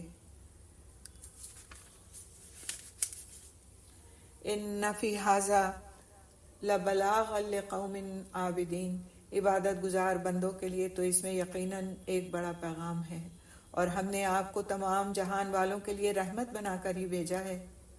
وما ارسلناک الا رحمتا للعالمین، یہ ہمارے نبی صلی اللہ علیہ وسلم کی شان ہے کہ اللہ سبحانہ تعالیٰ نے آپ صلی اللہ علیہ وسلم کو تمام جہانوں کے لیے رحمت بنا کر بھیجا ہے، تمام جہانوں کے لیے۔ تو اس کا مطلب کیا ہے کہ جو آپ کی رسالت پر ایمان لے آئے گا اس نے گویا اس رحمت کو قبول کر لیا اور اللہ کی اس نعمت کا شکر ادا کر دیا، نتیجتاً دنیا اور آخرت کی سعادتوں سے وہ ہمکنار کیا جائے گا۔ اور چونکہ آپ صلی اللہ علیہ وسلم کی رسالت پورے جہان کے لیے ہے، اس لیے آپ صلی اللہ علیہ وسلم پورے جہان کے لیے رحمت بن کر، یعنی اپنی تعلیمات کے ذریعے سے دین و دنیا کی سعادتوں سے ہمکنار کرنے کے لیے آئے ہیں۔ بعض لوگوں نے اس اعتبار سے بھی نبی صلی اللہ علیہ وسلم کو جہان والوں کے لیے رحمت قرار دیا ہے کہ آپ کی وجہ سے یہ امت بالکل یا تباہی و بربادی سے محفوظ کر دی گئی، جیسے پچھلی قومیں اور امتیں حرف غلط کی طرح مٹائی جاتی رہیں، امت محمدیہ صلی اللہ علیہ وسلم پر اس طرح کا کلی عذاب نہیں آئے گا۔ تو نبی صلی اللہ علیہ وسلم، ہمارے پیارے نبی صلی اللہ علیہ وسلم کے لیے قرآن کتنا خوبصورت الفاظ میں کہتا ہے وَمَا أَرْسَلْنَاكَ إِلَّا رَحْمَةً لِّلْعَالَمِينَ قُلْ إِنَّمَا يُوحَىٰ إِلَيَّ أَنَّمَا إِلَٰهُكُمْ إِلَٰهٌ وَاحِدٌ فَهَلْ أَنْتُمْ مُسْلِمُونَ، کہہ دیجئے میرے پاس تو بس وحی کی جاتی ہے کہ تم سب کا معبود ایک ہی ہے، تو کیا تم بھی اس کی فرما برداری کرنے والے ہو؟ فَإِن تَوَلَّوْا فَقُلْ آذَنْتُكُمْ عَلَىٰ سَوَاءٍ، پھر اگر یہ منہ موڑ لیں تو کہہ دیجئے کہ میں نے تمہیں یکساں طور پر خبردار کر دیا ہے، مجھے علم نہیں کہ جس کا وعدہ تم سے کیا جا رہا ہے وہ قریب ہے یا دور۔ البتہ اللہ تو کھلی اور ظاہر بات کو بھی جانتا ہے، اور جو تم چھپاتے ہو اسے بھی جانتا ہے۔ وَإِنْ أَدْرِي لَعَلَّهُ فِتْنَةٌ لَكُمْ وَمَتَاعٌ إِلَىٰ حِينٍ، مجھے اس کا بھی علم نہیں، ممکن ہے یہ تمہاری آزمائش ہو اور ایک مقررہ وقت تک کا فائدہ، یعنی فائدہ پہنچانا ہے۔ قال رب احکم بالحق وربنا الرحمن المستعان علی ما تصفون، خود نبی صلی اللہ علیہ وسلم نے کہا اے رب انصاف کے ساتھ فیصلہ فرما، اور ہمارا رب بڑا مہربان ہے جس سے مدد طلب کی جاتی ہے ان باتوں پر جو تم بیان کرتے ہو، یعنی میری بابت جو تم مختلف باتیں کرتے رہتے ہو یا اللہ کے لیے اولاد ٹھہراتے ہو، ان سب باتوں کے مقابلے میں وہ رب ہی مہربانی کرنے والا اور وہی مدد کرنے والا ہے۔ تو یہاں پر الحمدللہ ہماری سورۃ الانبیاء مکمل ہوتی ہے، تو انشاءاللہ سورۃ الحج اس کے بعد ہم کل شروع کریں گے۔ سبحان اللہ بحمدہ، سبحانک اللہم بحمدک، نشہد ان لا الہ الا انت، نستغفرک نتوب الیک۔ السلام علیکم ورحمۃ اللہ وبرکاتہ۔ السلام علیکم ورحمۃ اللہ وبرکاتہ۔ آج انشاءاللہ ہم 70ویں پارے کا آخر نصف پڑھیں گے، سورۃ الحج جو کہ مدنی سورت ہے، اس میں 78 آیات اور 10 رکوع ہیں۔ نحمدہ ونصلی علی رسولہ الکریم، اما بعد، فاعوذ باللہ من الشیطان الرجیم، بسم اللہ الرحمن الرحیم۔ رب اشرح لی صدری ویسر لی امری واحلل عقدۃ من لسانی یفقہوا قولی، ربنا زدنا علما، اللہم فقہنا فی الدین، ربی یسر ولا تعسر وتمم بالخیر۔ بسم اللہ الرحمن الرحیم، شروع اللہ کے نام سے جو بہت مہربان نہایت رحم والا ہے۔ یا ایھا الناس اتقوا ربکم ان زلزلۃ الساعۃ شیء عظیم، لوگو اپنے پروردگار سے ڈرو، بلا شبہ قیامت کا زلزلہ بہت ہی بڑی چیز ہے۔ جس دن تم اسے دیکھ لو گے، ہر دودھ پلانے والی اپنے دودھ پلاتے بچے کو بھول جائے گی، اور تمام حمل والیوں کے حمل گر جائیں گے، اور تو دیکھے گا کہ لوگ مدہوش دکھائی دیں گے حالانکہ وہ نشے میں نہیں ہوں گے، لیکن اللہ کا عذاب بڑا سخت ہے۔ یعنی کہ اس کا مطلب یہ ہے کہ لوگوں پر سخت خوف، دہشت اور گھبراہٹ طاری ہوگی، اور یہ قیامت سے قبل ہوگا اور اس کے ساتھ ہی دنیا فنا ہو جائے گی۔ یا یہ کہا جاتا ہے کہ قیامت کے بعد اس وقت ہوگا جب لوگ قبروں سے اٹھ کر میدان محشر میں جمع ہوں گے۔ اور اس کی تائید میں جو حدیث پیش کی جاتی ہے وہ یہ ہے کہ اللہ سبحانہ تعالیٰ حضرت آدم علیہ السلام کو حکم دے گا کہ وہ اپنی ذریت سے 1000 میں سے 999 جہنم کے لیے نکال دیں۔ یہ بات سن کر حمل والیوں کے حمل گر جائیں گے، بچے بوڑھے ہو جائیں گے اور لوگ مدہوش سے نظر آئیں گے، حالانکہ وہ مدہوش نہیں ہوں گے، صرف عذاب کی شدت ہوگی۔ تو یہ بات صحابہ کرام پر بہت گراں گزری، ان کے چہرے متغیر ہو گئے۔ تو نبی صلی اللہ علیہ وسلم نے دیکھ کر کے فرمایا کہ یہ 999 یاجوج ماجوج میں سے ہوں گے اور تم میں سے صرف ایک ہوگا۔ تمہاری لوگوں میں اس طرح ہوگی، یعنی تمہاری تعداد لوگوں میں اس طرح ہوگی جیسے سفید رنگ کے بیل کے پہلو میں کالے بال یا کالے رنگ کے بیل کے پہلو میں سفید بال ہوں۔ اور مجھے امید ہے کہ اہل جنت میں تم چوتھائی یا تہائی یا نصف ہوگے، جسے سن کر صحابہ کرام نے بطور مسرت کے اللہ اکبر کا نعرہ بلند کیا۔ تو یہ صحیح بخاری کی روایت ہے۔ وَمِنَ النَّاسِ مَن يُجَادِلُ فِي اللَّهِ بِغَيْرِ عِلْمٍ وَيَتَّبِعُ كُلَّ شَيْطَانٍ مَرِيدٍ۔ بعض لوگ اللہ کے بارے میں جھگڑا کرتے ہیں اور وہ بھی بے علمی کے ساتھ، اور سرکش شیطان کی پیروی کرتے ہیں، جس پر لکھ دی گئی یعنی قضاء الہی لکھ دی گئی ہے کہ جو کوئی اس کی رفاقت کرے گا وہ اسے گمراہ کر دے گا اور اسے آگ کے عذاب کی طرف لے جائے گا۔ لوگو، اگر تمہیں مرنے کے بعد جی اٹھنے میں شک ہے تو سوچو، ہم نے تمہیں مٹی سے پیدا کیا، پھر نطفے سے، پھر خون بستہ سے، پھر گوشت کے لوتھڑے سے جو صورت دیا گیا تھا اور بے نقشہ تھا۔ یہ ہم تم پر ظاہر کر دیتے ہیں اور ہم جسے چاہیں ایک ٹھہرائے ہوئے وقت تک رحم مادر میں رکھتے ہیں، پھر تمہیں بچپن کی حالت میں دنیا میں لاتے ہیں، پھر تاکہ تم اپنی پوری جوانی کو پہنچو۔ تم میں سے بعض تو وہ ہیں جو فوت کر لیے جاتے ہیں اور بعض بے غرض عمر کی طرف پھر سے لوٹا دیے جاتے ہیں کہ وہ ایک چیز سے باخبر ہونے کے بعد پھر بے خبر ہو جائے۔ تو اس آیت میں اللہ سبحانہ تعالیٰ نے انسان کی پیدائش کے جو مختلف مراحل ہیں ان کا بیان فرمایا کہ کس طرح ایک کے بعد دوسرا مرحلہ ماں کے پیٹ میں پیش آتا ہے اور کس طرح ایک بچہ گرو کرتا چلا جاتا ہے، ڈیولپ ہوتا چلا جاتا ہے، اور پھر اس کے بعد کچھ فوت کر لیے جاتے ہیں اور کچھ اتنے بڑھاپے تک پہنچا دیے جاتے ہیں کہ پھر وہ ان کا عقل و حافظہ کمزور ہو جاتا ہے اور یادداشت ان کی ایک کم عمر بچے کی طرح سے ہو جاتی ہے، اور وہ دوسروں کے دست نگر ہو جاتے ہیں اسی طرح سے جیسے ایک چھوٹا بچہ ہوتا ہے۔ آگے اللہ سبحانہ تعالیٰ فرماتے ہیں فَإِذَا أَنزَلْنَا عَلَيْهَا وَتَرَى الْأَرْضَ حَامِدَةً فَإِذَا أَنزَلْنَا عَلَيْهَا الْمَاءَ اهْتَزَّتْ وَرَبَتْ۔ تو دیکھتا ہے کہ زمین خشک ہے، یعنی بنجر اور خشک ہے، پھر جب ہم اس پر بارشیں برساتے ہیں تو وہ ابھرتی ہے اور پھولتی ہے اور ہر قسم کی رونق اور نباتات اگاتی ہے۔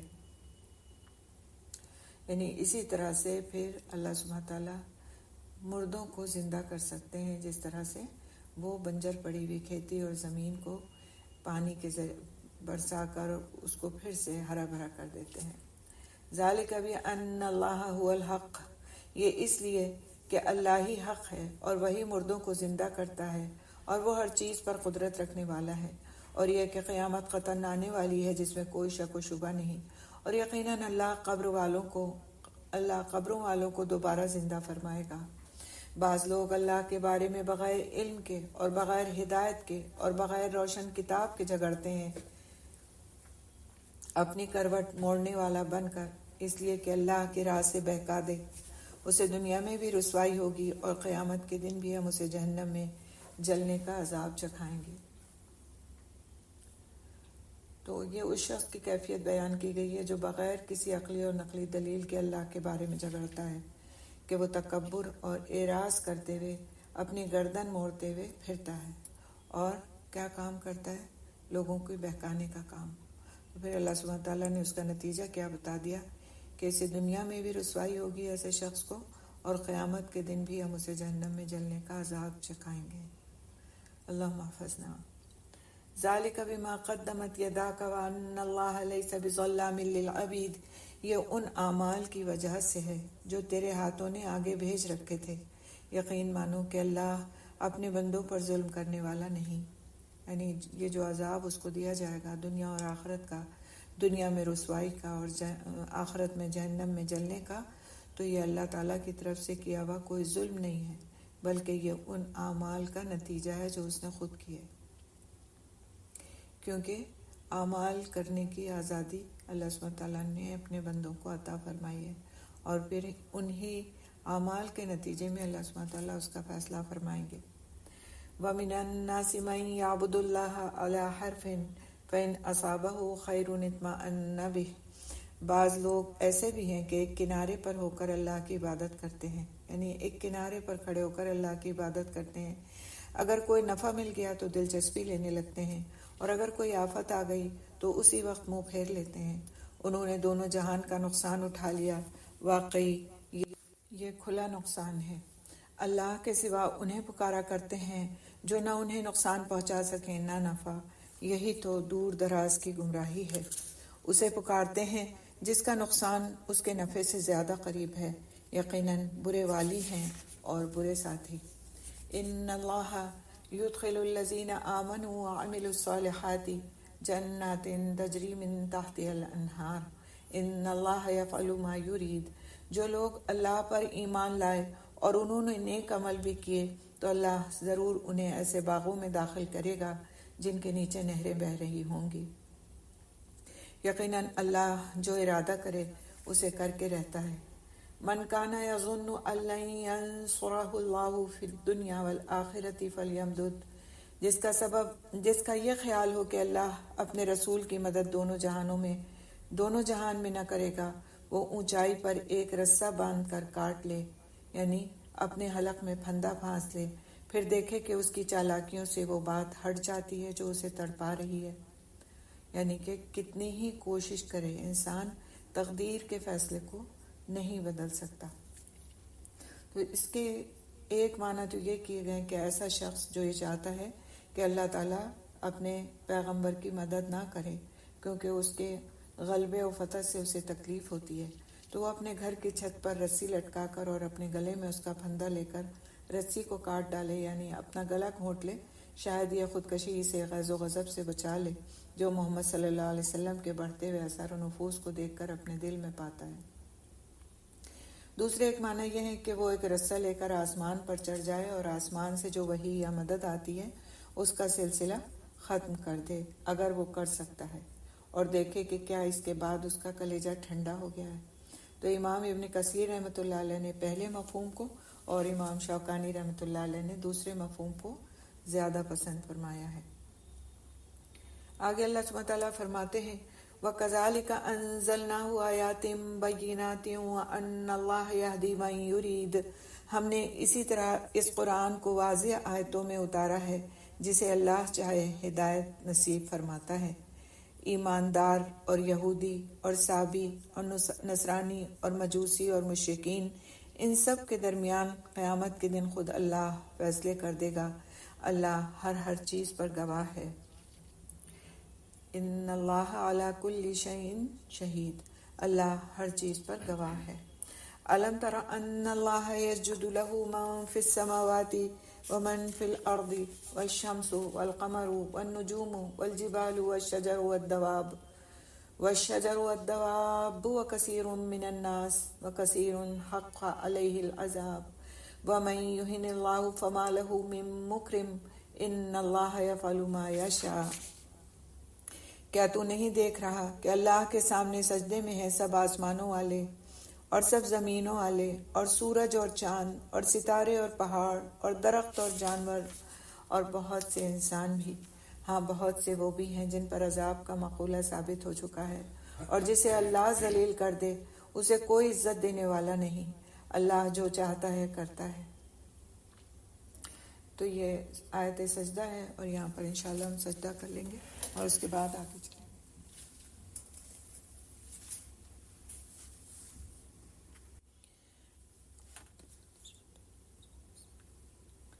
تو اس آیت سے جو بات سامنے آتی ہے وہ یہ کہ ہر قسم کے حیوانات، انسان، جنات، چوپائے اور پرندے اور دیگر اشیاء، یہ سب اپنے اپنے انداز سے سجدہ اور تسبیح الہی کرتی ہیں۔ سورج، چاند اور ستاروں کا بطور خاص اس لیے ذکر کیا گیا ہے کہ مشرکین ان کی عبادت کرتے رہیں۔ تو اللہ سبحانہ تعالیٰ نے بیان فرمایا کہ تم ان کو سجدہ کرتے ہو، یہ تو اللہ کو سجدہ کرنے والے ہیں اور اس کے ماتحت ہیں، اس لیے تم انہیں سجدہ مت کرو، اس ذات کو سجدہ کرو جو ان کا خالق ہے۔ صحیح حدیث میں حضرت ابو ذر رضی اللہ تعالیٰ عنہ فرماتے ہیں، مجھ سے رسول صلی اللہ علیہ وسلم نے پوچھا، جانتے ہو سورج کہاں جاتا ہے؟ میں نے کہا اللہ اور اس کے رسول بہتر جانتے ہیں۔ فرمایا سورج جاتا ہے اور عرش کے نیچے جا کر سجدہ کرتا ہے، پھر اسے حکم دیا جاتا ہے، یعنی طلوع ہونے کا حکم دیا جاتا ہے۔ ایک وقت آئے گا کہ اسے کہا جائے گا کہ واپس لوٹ جائے، یعنی جہاں سے آیا ہے وہیں چلا جا، تو یہ مغرب سے طلوع ہو جائے گا، اور یہ صحیح بخاری کی روایت ہے۔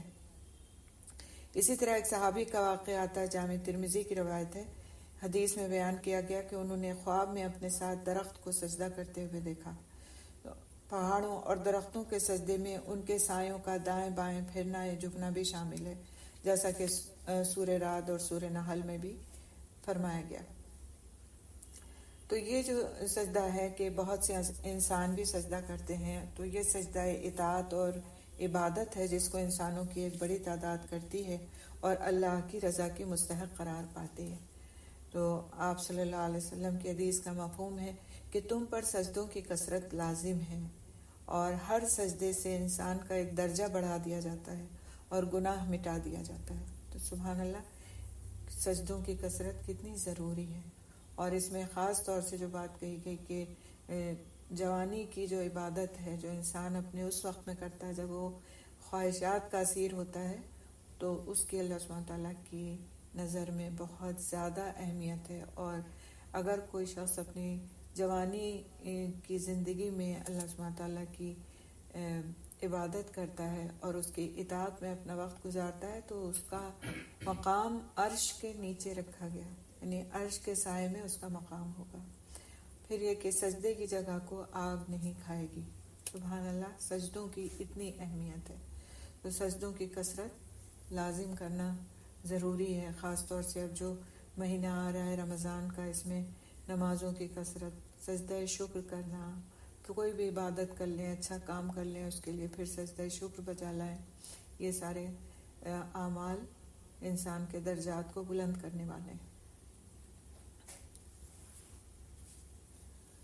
آگے اللہ سبحانہ تعالیٰ فرماتے ہیں، ھذان خصمان اختصموا فی ربہم فالذین کفروا قطعت لہم ثیاب من نار یصب من فوق رؤوسہم الحمیم۔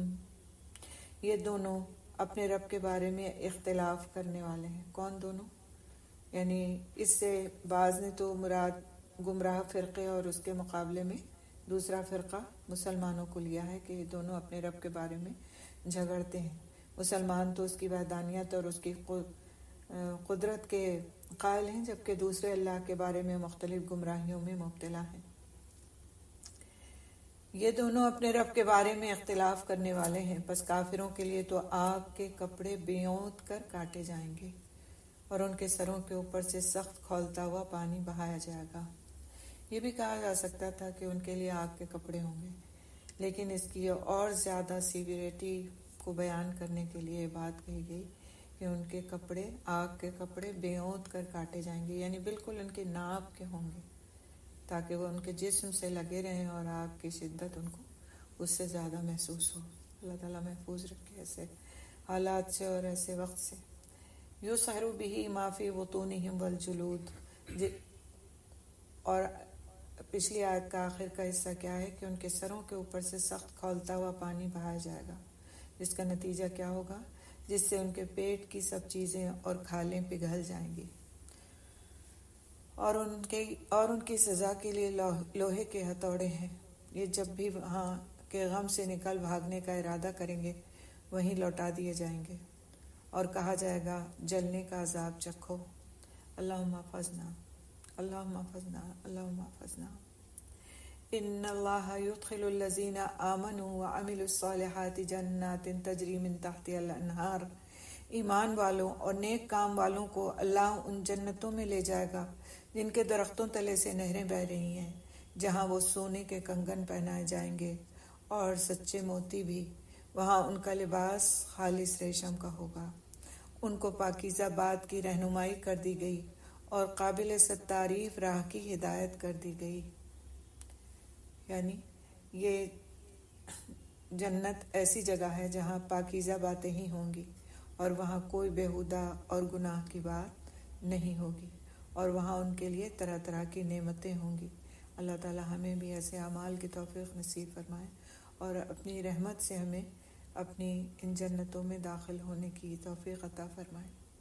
ان الذین کفروا ویصدون عن سبیل اللہ والمسجد الحرام، جن لوگوں نے کفر کیا اور اللہ کی راہ سے روکنے لگے، اور اس حرمت والی مسجد سے بھی جسے ہم نے تمام لوگوں کے لیے مساوی کر دیا ہے، یعنی برابر کر دیا ہے، وہیں کے رہنے والے ہوں یا باہر کے ہوں، جو بھی ظلم کے ساتھ وہاں الحاد کا ارادہ کرے ہم اسے دردناک عذاب چکھائیں گے۔ تو روکنے والوں سے مراد کفار مکہ ہیں، جنہوں نے 6 ہجری میں مسلمانوں کو مکہ جا کر عمرہ کرنے سے روک دیا تھا، اور مسلمانوں کو حدیبیہ سے واپس آنا پڑا تھا۔ اور اس بات میں اختلاف ہے کہ مسجد حرام سے مراد خاص مسجد یعنی خانہ کعبہ ہی ہے یا پورا حرم مکہ، کیونکہ قرآن میں بعض جگہ پورے حرم مکی کے لیے بھی مسجد حرام کا لفظ بولا گیا ہے۔ آگے اللہ سبحانہ تعالیٰ فرماتے ہیں وَإِذْ بَوَّأْنَا لِإِبْرَاهِيمَ مَكَانَ الْبَيْتِ أَلَّا تُشْرِكْ بِي شَيْئًا وَطَهِّرْ بَيْتِي لِلطَّائِفِينَ وَالْقَائِمِينَ وَالرُّكَّعِ السُّجُودِ، اور جب کہ ہم نے ابراہیم علیہ السلام کو کعبے کی جگہ مقرر کر دی اس شرط پر کہ میرے ساتھ کسی کو شریک نہ کرنا، اور میرے گھر کو طواف، قیام، رکوع، سجدہ کرنے والوں کے لیے پاک صاف رکھنا، اور لوگوں میں حج کی منادی کر دے۔ لوگ تیرے پاس پاپیادہ بھی آئیں گے اور دبلے پتلے اونٹوں پر بھی دور دراز کی تمام راہوں سے آئیں گے، اپنے فائدے حاصل کرنے کو آ جائیں اور ان مقررہ دنوں میں اللہ کا نام یاد کریں ان چوپایوں یعنی جانوروں پر جو اللہ نے انہیں دے رکھے ہیں، بس تم آپ بھی کھاؤ اور بھوکے فقیروں کو بھی کھلاؤ۔ تو اس میں کچھ احکامات ہیں حج کے سلسلے کے، کہ یہ جو بات کہی گئی کہ دبلے پتلے اونٹوں پر بھی دور دراز کی راہوں سے آئیں گے، تو جو چارے کی قلت، تو سفر کی دوری اور تھکاوٹ سے ایسے اونٹوں پر آئیں گے جو کمزور اور لاغر ہو چکے ہوں گے چارے کی قلت کی وجہ سے، اور پھر اس کے باوجود لمبے سفر کی وجہ سے۔ تو یہ اللہ تعالیٰ کی قدرت ہے، یہ جو بات کہی گئی کہ دور دراز کی تمام راہوں سے آئیں گے، تو یہ اللہ کی قدرت کی شہادت ہے ایک طرح سے، کہ مکے کی پہاڑ کی چوٹی سے بلند ہونے والی یہ جو نحیف سی صدا تھی وہ دنیا کے کونے کونے تک پہنچ گئی، جس کا مشاہدہ حج اور عمرے میں ہر حاجی اور عمرہ کرنے والا کرتا ہے، کہ ہر طرف سے لوگ آ رہے ہوتے ہیں اور ایک ہجوم ہوتا ہے، اپنے فائدے حاصل کرنے کو آ جائیں۔ یہ کون سے فائدے ہیں؟ تو یہ فائدے دینی بھی ہیں کہ نماز، طواف اور مناسک حج عمرے کے ذریعے سے اللہ کی مغفرت اور رضا حاصل کی جائے، اور دنیاوی بھی کہ تجارت اور کاروبار سے مال و اسباب دنیا بھی میسر آ جائے۔ تو دونوں ہی فائدوں کی بات کہی گئی۔ آگے اللہ سبحانہ تعالیٰ فرماتے ہیں ثُمَّ لْيَقْضُوا تَفَثَهُمْ وَلْيُوفُوا نُذُورَهُمْ، پھر وہ اپنا میل کچیل دور کریں اور اپنی نظریں پوری کریں اور اللہ کے قدیم گھر کا طواف کریں۔ تو اپنا میل کچیل دور کریں سے کیا مراد ہے کہ پھر وہ جب 10 ذی الحجہ کو جمرہ کو جو بڑا شیطان جس کو کہتے ہیں جمرہ کبریٰ یا عقبہ کو کنکریاں مار لیں، تو حاجی کو تحلل اول حاصل ہو جاتا ہے، جس کے بعد وہ احرام کھول سکتا ہے۔ اور میل کچیل دور کرنے کا مطلب یہی ہے کہ پھر وہ بالوں، ناخنوں وغیرہ کو صاف کر کے تیل اور خوشبو استعمال کر کے سلے ہوئے کپڑے پہن سکتا ہے۔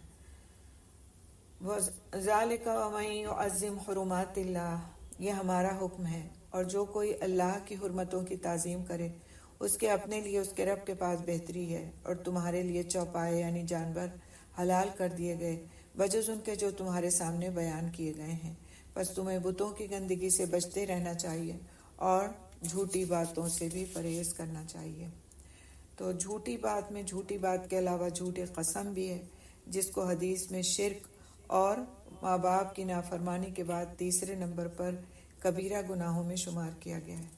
اور سب سے بڑا جھوٹ یہ ہے کہ اللہ جن چیزوں سے پاک ہے اس کی طرف منسوب کی جائیں، مثلاً اللہ کی اولاد ہے، یا فلاں بزرگ اللہ کے اختیارات میں شریک ہے، یا فلاں کام پر اللہ کس طرح قادر ہوگا۔ تو اس طرح کی باتیں جھوٹ میں شامل ہیں، اور جھوٹ گناہ کبیرہ ہے۔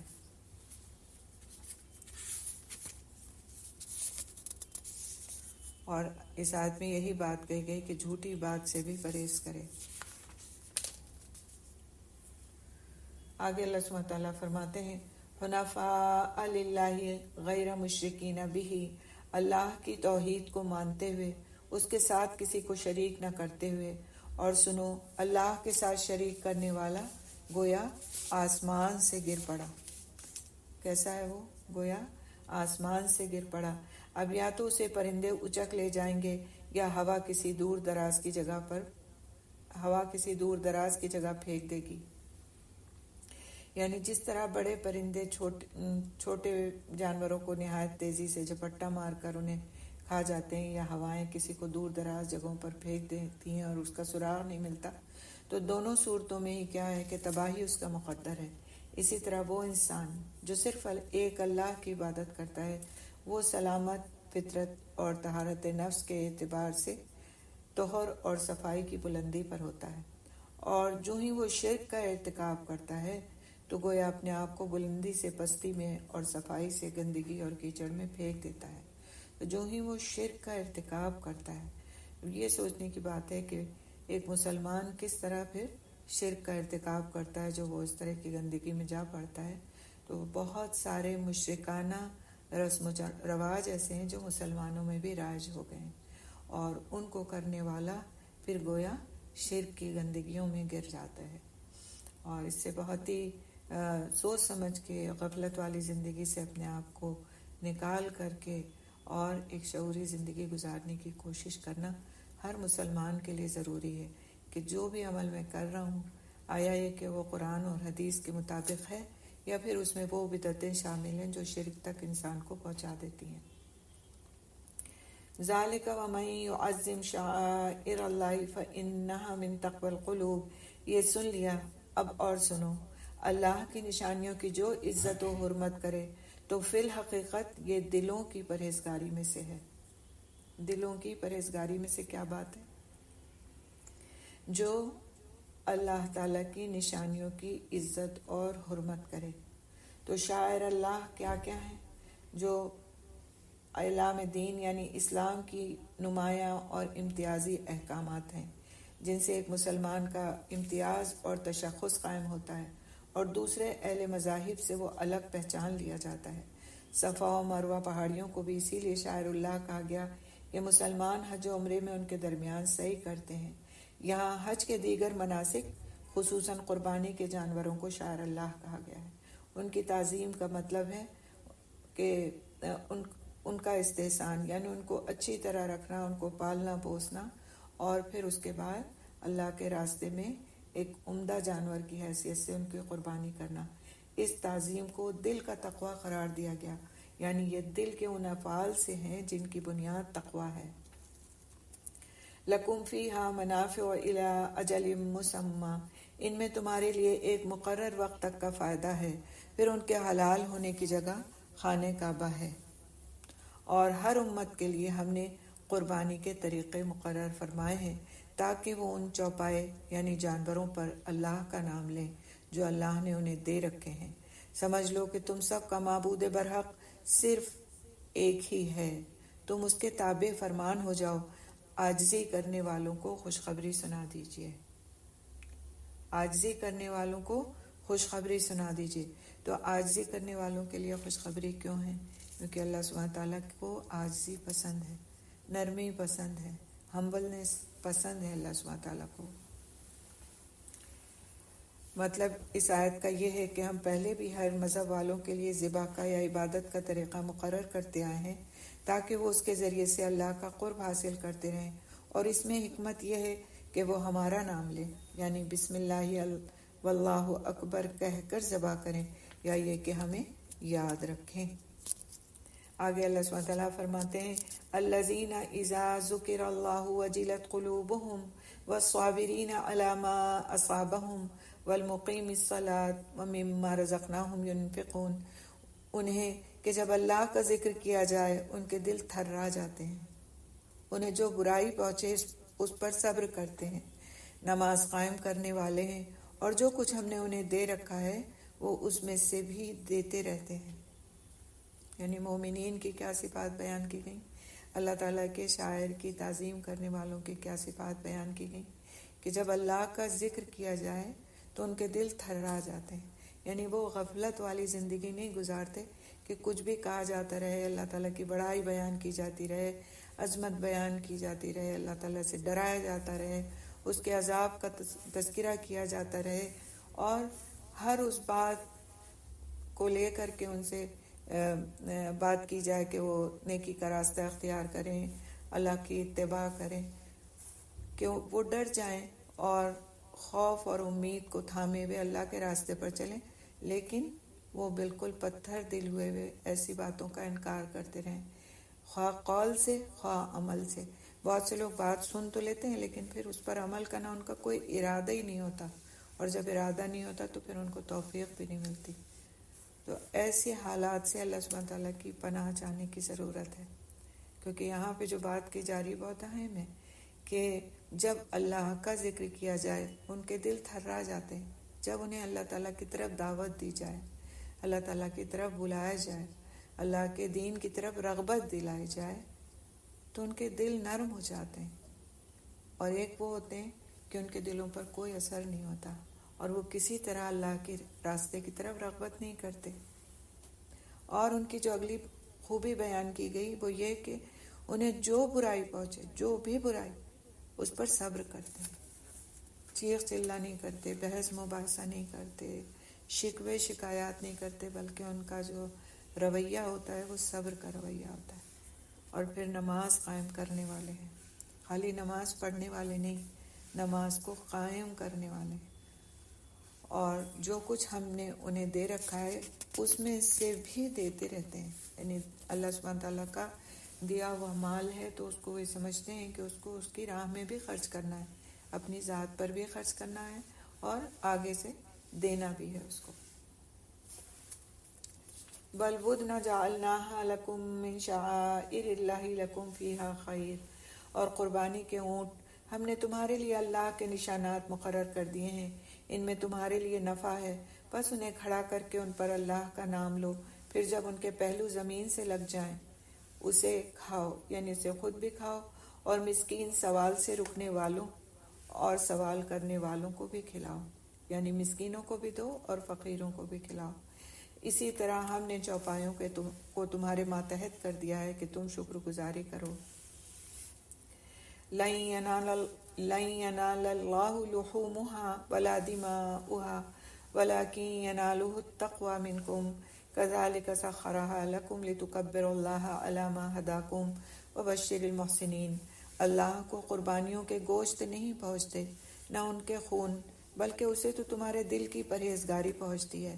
اسی طرح اللہ نے ان جانوروں کو تمہارا مطیع کر دیا ہے کہ تم اس کی رہنمائی کے شکریہ میں اس کی بڑائیاں بیان کرو اور نیک لوگوں کو خوشخبری سنا دیجیے۔ تو یہ ایک بہت اہم بات ہے کہ جو بھی اس طرح کے قربانیاں کی جاتی ہیں، صدقے کیے جاتے ہیں، وہ انسان کے اپنے نفع کے لیے ہیں، اپنی بھلائی کے لیے ہیں، اپنی برائیوں کو مٹانے اور اپنی نیکیوں میں اضافے کے لیے ہیں، کیونکہ اللہ سبحانہ تعالیٰ کو نہ ان کا خون پہنچتا ہے، نہ گوشت پہنچتا ہے، نہ کوئی اور چیز۔ تو جو تمہارے دلوں میں تقویٰ ہوتا ہے، جو تمہارے دلوں کے اندر پرہیزگاری کا جذبہ ہوتا ہے، تمہارے دلوں میں اللہ تعالیٰ کے قرب کی خواہش ہوتی ہے، اس قربانی کے ذریعے سے وہ اللہ کے پاس پہنچتی ہے، وہ تمہارے نامہ اعمال میں لکھی جاتی ہے، وہ قیامت کے دن تمہارے لیے جنت میں جانے میں مددگار ثابت ہوگی۔ تو ان جانوروں کو اللہ سبحانہ تعالیٰ نے ہی تمہارا مطیع کیا ہے، تو اس کی رہنمائی کے شکریہ میں تم کو کیا کرنا ہے کہ تم اس کی بڑائی بیان کرو، تکبیر و تحلیل کرو، اور نیک لوگوں کے لیے اللہ سبحانہ تعالیٰ یہ خوشخبریاں اپنے نبی کے ذریعے دیتے ہیں۔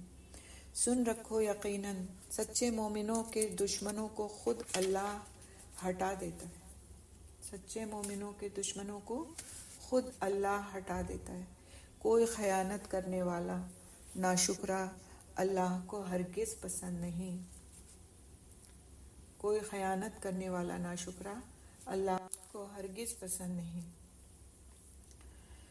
تو جس طرح 6 ہجری میں کافروں نے اپنے غلبے کی وجہ سے مسلمانوں کو عمرہ نہیں کرنے دیا، اللہ تعالیٰ نے 2 سال کے بعد ہی کافروں کے اس غلبے کو ختم فرما کر مسلمانوں سے ان کے دشمنوں کو ہٹا دیا اور مسلمانوں کو ان پر غالب کر دیا۔ تو یہ تو ایک واقعہ تھا، لیکن حقیقت کیا ہے کہ خیانت بڑے گناہوں میں سے ہے، کبیرہ گناہوں میں سے ہے، اور اسی طرح اللہ سبحانہ تعالیٰ کو ناشکری کرنے والے لوگ بالکل پسند نہیں۔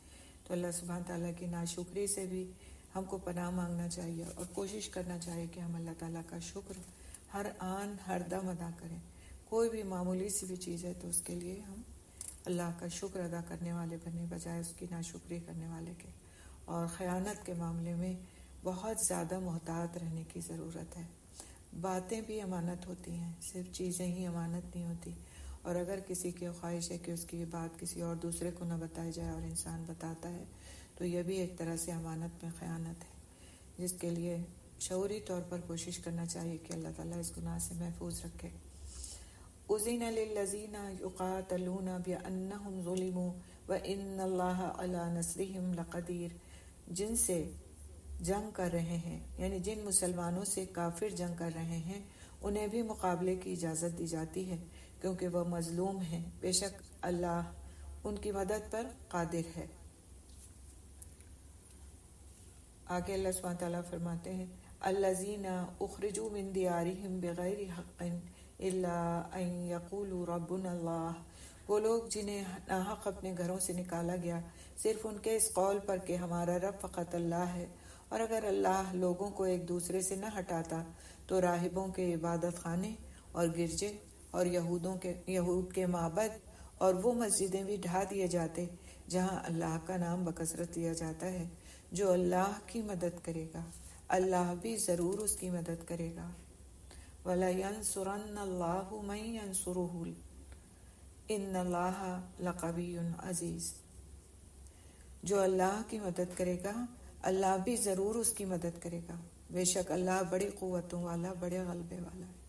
تو اللہ کی مدد سے کیا مراد ہے؟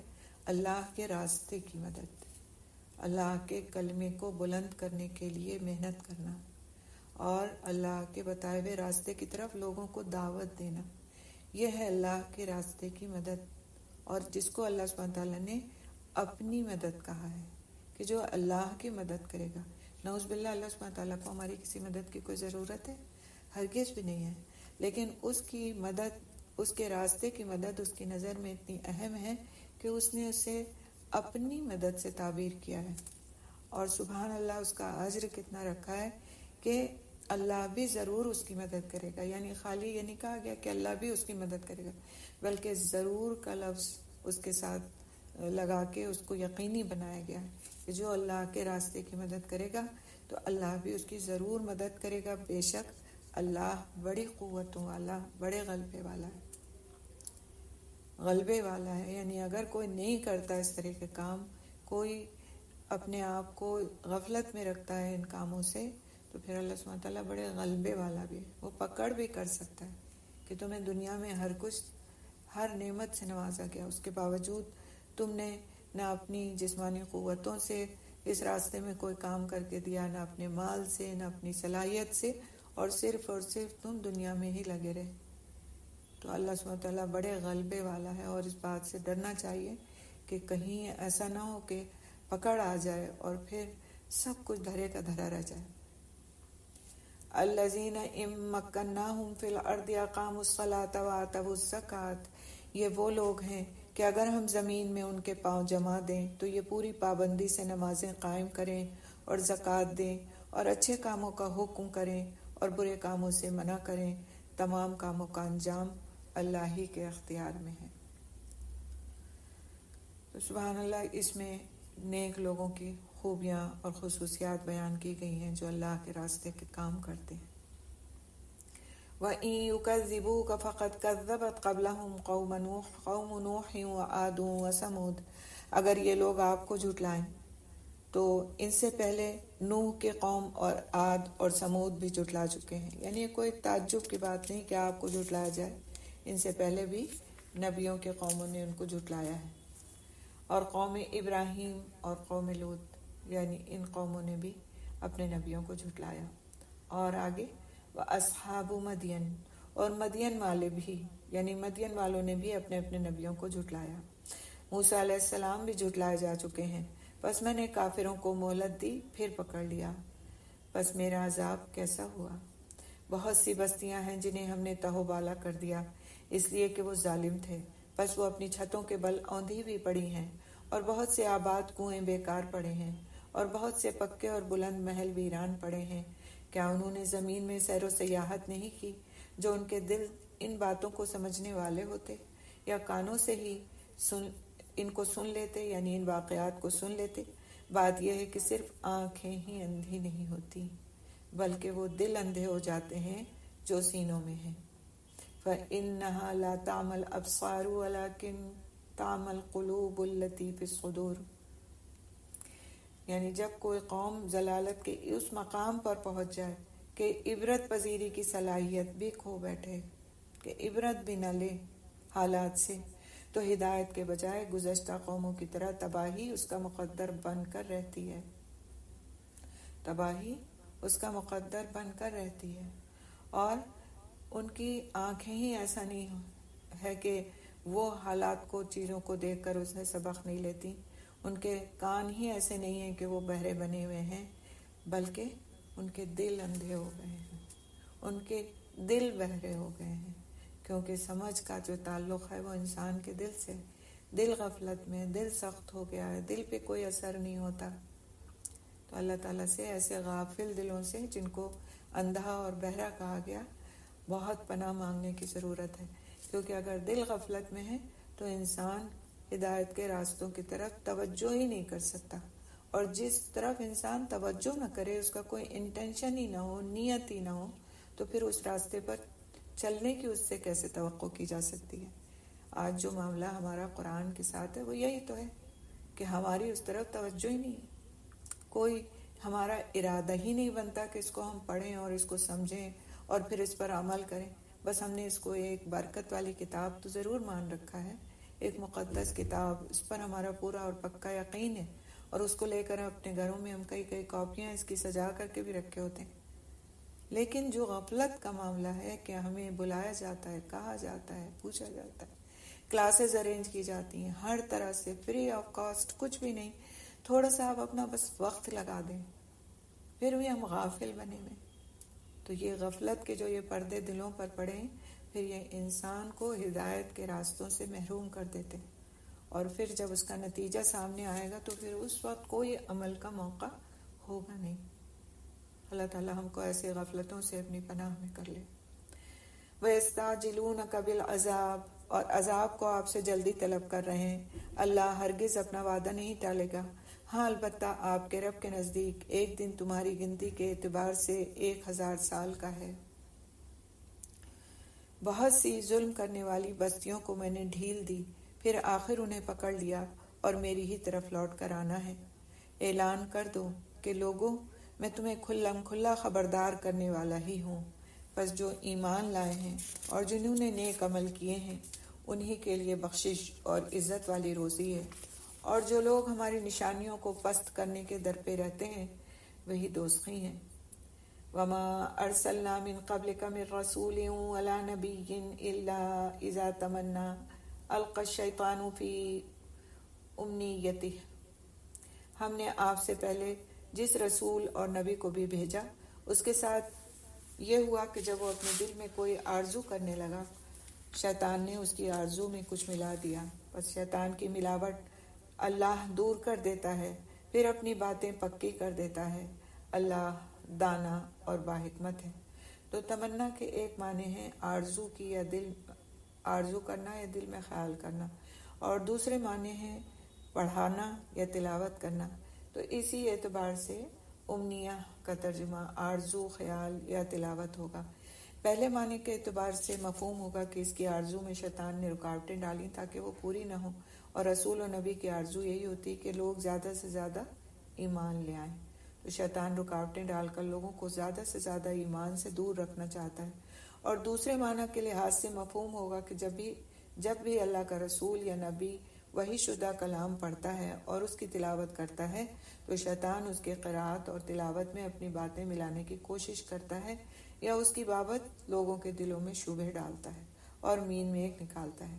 تو اللہ تعالیٰ شیطان کی رکاوٹوں کو دور فرما کر یا تلاوت میں ملاوٹ کی کوشش کو ناکام فرما کر یا شیطان کے پیدا کردہ شکوک و شبہات کا ازالہ فرما کر اپنی بات کو یا اپنی آیات کو محکم یعنی پکا فرما دیتا ہے۔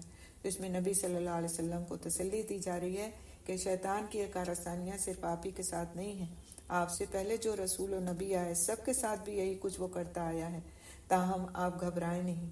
شیطان کی ان شرارتوں اور سازشوں سے جس طرح ہم پچھلے انبیاء کو بچاتے رہے ہیں، یقیناً آپ بھی محفوظ رہیں گے۔ آگے اللہ سبحانہ وتعالیٰ فرماتے ہیں یہ لیجعل ما یلقی الشیطان فتنة للذین فی قلوبہم مرض والقاسیۃ قلوبہم یہ اس لیے کہ شیطانی ملاوٹ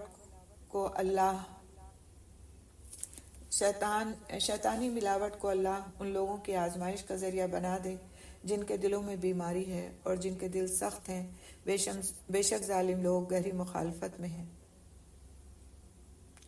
تو 3 طرح کے دل بتائے گئے کہ 3 طرح کے دل ہوتے ہیں۔ ایک تو وہ دل ہوتے ہیں جو کمزور بیمار دل ہوتے ہیں، منافقوں کے دل ہوتے ہیں کہ جن میں ایمان کے بارے میں شکوک و شبہات ہی رہتے ہیں اور ایک عجیب گو مگو کسی کیفیت میں وہ زندگی گزارتے ہیں، ان کو سمجھ ہی نہیں آ رہی ہوتی کیا صحیح ہے کیا غلط ہے، اور منافقت ان کے دلوں میں گھر کرتی چلی جاتی ہے۔ دوسرے سخت دل ہوتے ہیں، ایسے دل جن پر ہدایت کی کوئی بات اثر نہیں کرتی، اور یہ کفار کے دل ہوتے ہیں کہ ان کے سامنے سب کچھ بتایا جائے، سنایا جائے، سمجھایا جائے، لیکن کوئی بات اثر نہیں کرتی، گویا دل نہیں ہے، پتھر کا ٹکڑا ہے۔ اور تیسرے کون سے دل ہوتے ہیں؟ ایمان والوں کے دل ہوتے ہیں جو نرم ہوتے ہیں، جن کے سامنے جب کبھی کوئی اچھی بات کہی جائے تو ان پر اثر انداز ہوتی ہے، ان کی آنکھیں بہہ پڑتی ہیں، ان کی آنکھوں سے آنسو روا ہو جاتے ہیں، کیونکہ جب تک دل پر بات اثر انداز نہیں ہوتی آنکھ نہیں روتی، اور آنکھ سے گرا ہوا ایک آنسو جو اللہ کی یاد میں، اللہ کے خوف میں، اللہ تعالیٰ کی رحمتوں کی طلب میں نکلتا ہے آنکھ سے، وہ اللہ کو اتنا زیادہ محبوب ہے کہ اس کو ایک ایسے خون کے قطرے سے مثال دی گئی، ایک ایسے خون کے قطرے کے برابر ٹھہرایا گیا جو جہاد میں ایک مجاہد بہاتا ہے۔ تو سبحان اللہ، اللہ کی نظر میں ایک مومن کے ان آنسوؤں کی بڑی قدر ہے۔ تو دل کی نرمی اللہ سبحانہ تعالیٰ سے مانگنا چاہیے۔ حدیث کا مفہوم ہے کہ جو نرمی دیا گیا وہ بہت بڑی خیر دیا گیا، یعنی معمولی بات نہیں ہے دل کا نرم ہونا، کیونکہ سخت دل پر کوئی بات اثر انداز نہیں ہو سکتی، اور دل کی نرمی بہت ضروری ہے کسی اثر کو قبول کرنے کے لیے۔ تو اللہ سبحانہ تعالیٰ سے دل کی نرمی کو مانگنا چاہیے۔ اللہ تعالیٰ ہماری دعاؤں میں اس دعا کو بھی شامل فرما دے۔ آگے اللہ سبحانہ تعالیٰ فرماتے ہیں، اور اس لیے بھی کہ جنہیں علم عطا فرمایا گیا ہے وہ یقین کر لیں کہ یہ آپ کے رب ہی کی طرف سے سراسر حق ہی ہے، پھر وہ اس پر ایمان لائیں اور ان کے دل اس کی طرف جھک جائیں۔ یقیناً اللہ ایمانداروں کو راہ راست کی طرف رہبری کرنے والا ہی ہے۔ کافر اس وحی الہی میں ہمیشہ شک و شبہ ہی کرتے رہیں گے، حتیٰ کہ اچانک ان کے سروں پر قیامت آ جائے یا ان کے پاس اس دن کا عذاب آ جائے جو منحوس ہے۔ اس دن صرف اللہ ہی کی بادشاہت ہوگی، وہی ان میں فیصلے فرمائے گا۔ ایمان اور نیک عمل والے تو نعمتوں سے بھرے باغوں میں ہوں گے، اور جن لوگوں نے کفر کیا اور ہماری آیتوں کو جھٹلایا ان کے لیے ذلیل کرنے والے عذاب ہیں۔ اور جن لوگوں نے اللہ کی راہ میں ترک وطن کیا پھر وہ شہید کر دیے گئے یا اپنی موت مر گئے، اللہ انہیں بہترین رزق عطا فرمائے گا، اور بے شک اللہ روزی دینے والوں میں سب سے بہتر ہے۔ لَيُدْخِلَنَّهُمْ مُدْخَلًا يَرْضَوْنَهُ وَإِنَّ اللَّهَ لَعَلِيمٌ حَلِيمٌ، اللہ انہیں ایسی جگہ پہنچائے گا کہ وہ اس سے راضی ہو جائیں گے، بے شک اللہ علم اور بردباری والا ہے۔ تو یعنی کہ اللہ سبحانہ تعالیٰ اس کو ایسی جگہ پہنچائیں گے، جنتیں عطا فرمائیں گے کہ وہ اللہ سے راضی ہو جائے گا اور اس کو کسی چیز کی خواہش باقی نہیں رہے گی، اتنا کچھ اس کو عطا کیا جائے گا۔ ذَلِكَ وَمَنْ عَاقَبَ بِمِثْلِ مَا عُوقِبَ بِهِ ثُمَّ بُغِيَ عَلَيْهِ لَيَنصُرَنَّهُ اللَّهُ إِنَّ اللَّهَ لَعَفُوٌّ غَفُورٌ، بات یہی ہے، اور جس نے بدلہ لیا اسی کے برابر جو اس کے ساتھ کیا گیا تھا، پھر اگر اس سے زیادتی کی جائے تو یقیناً اللہ خود اس کی مدد فرمائے گا، بے شک اللہ درگزر کرنے والا بخشنے والا ہے۔ تو عقوبت اس سزا یا بدلے کو کہتے ہیں جو کسی فعل کی جزا ہو، مطلب یہ کہ کسی نے اگر کسی کے ساتھ کوئی زیادتی کی ہے تو جس سے زیادتی کی گئی ہے اسے بقدر زیادتی بدلہ لینے کا حق ہے، لیکن اگر بدلہ لینے کے بعد جبکہ ظالم اور مظلوم دونوں برابر ہو چکے ہوں، ظالم مظلوم پر پھر زیادتی کرے تو اللہ سبحانہ تعالیٰ اس مظلوم کی ضرور مدد فرماتا ہے، یعنی یہ شبہ نہ ہو کہ مظلوم نے معاف کر دینے کے بجائے بدلہ لے کر غلط کام کیا ہے، نہیں، بلکہ اس کی بھی اجازت اللہ ہی نے دی ہے، اس لیے آئندہ بھی وہ اللہ کی مدد کا مستحق رہے گا۔ تو اللہ سبحانہ تعالیٰ ہر مظلوم کی مدد فرماتا ہے۔ ذالک بأن اللہ یولج اللیل فی النہار، یہ اس لیے کہ اللہ رات کو دن میں داخل کرتا ہے، اور بے شک اللہ سننے والا دیکھنے والا ہے۔ یہ سب اس لیے کہ اللہ ہی حق ہے اور اس کے سوا جسے بھی یہ پکارتے ہیں وہ باطل ہے، اور بے شک اللہ ہی بلندی والا کبریائی والا ہے۔ کیا آپ نے نہیں دیکھا کہ اللہ آسمان سے پانی برساتا ہے پس زمین سرسبز ہو جاتی ہے؟ بے شک اللہ مہربان اور باخبر ہے۔ لہو ما فی السماوات و ما فی الارض وان اللہ لہو الغنی الحمید، آسمان و زمین میں جو کچھ ہے اسی کا ہے، اور یقیناً اللہ وہی ہے بے نیاز تعریفوں والا۔ کیا آپ نے نہیں دیکھا کہ اللہ ہی نے زمین کی تمام چیزیں تمہارے بس میں کر دی ہیں، اور اس کے فرمان سے پانی میں چلتی ہوئی کشتیاں بھی، وہی آسمان کو تھامے ہوئے ہے کہ زمین پر اس کی اجازت کے بغیر گر نہ پڑے، بے شک اللہ لوگوں پر شفقت اور نرمی کرنے والا اور مہربان ہے۔ سبحان اللہ۔ اسی لیے اس نے مذکورہ چیزوں کو انسان کے تابع کر دیا ہے اور آسمان کو بھی ان پر گرنے نہیں دیتا۔ تو اس کا مطلب کیا ہے کہ ان تمام چیزوں سے فائدہ اس کے لیے ممکن یا آسان کر دیا ہے۔ کس کے لیے؟ انسان کے لیے، اور یہ اس لیے کہ وہ اپنے بندوں پر بہت زیادہ شفیق اور مہربان ہے، بہت زیادہ شفیق اور مہربان ہے۔ ہمارا رب ہم پر اپنی اس مہربانی کو فرما دے، ہمیں اس شقاوت اور غفلت سے نکال دے جس میں ہم پڑے ہیں۔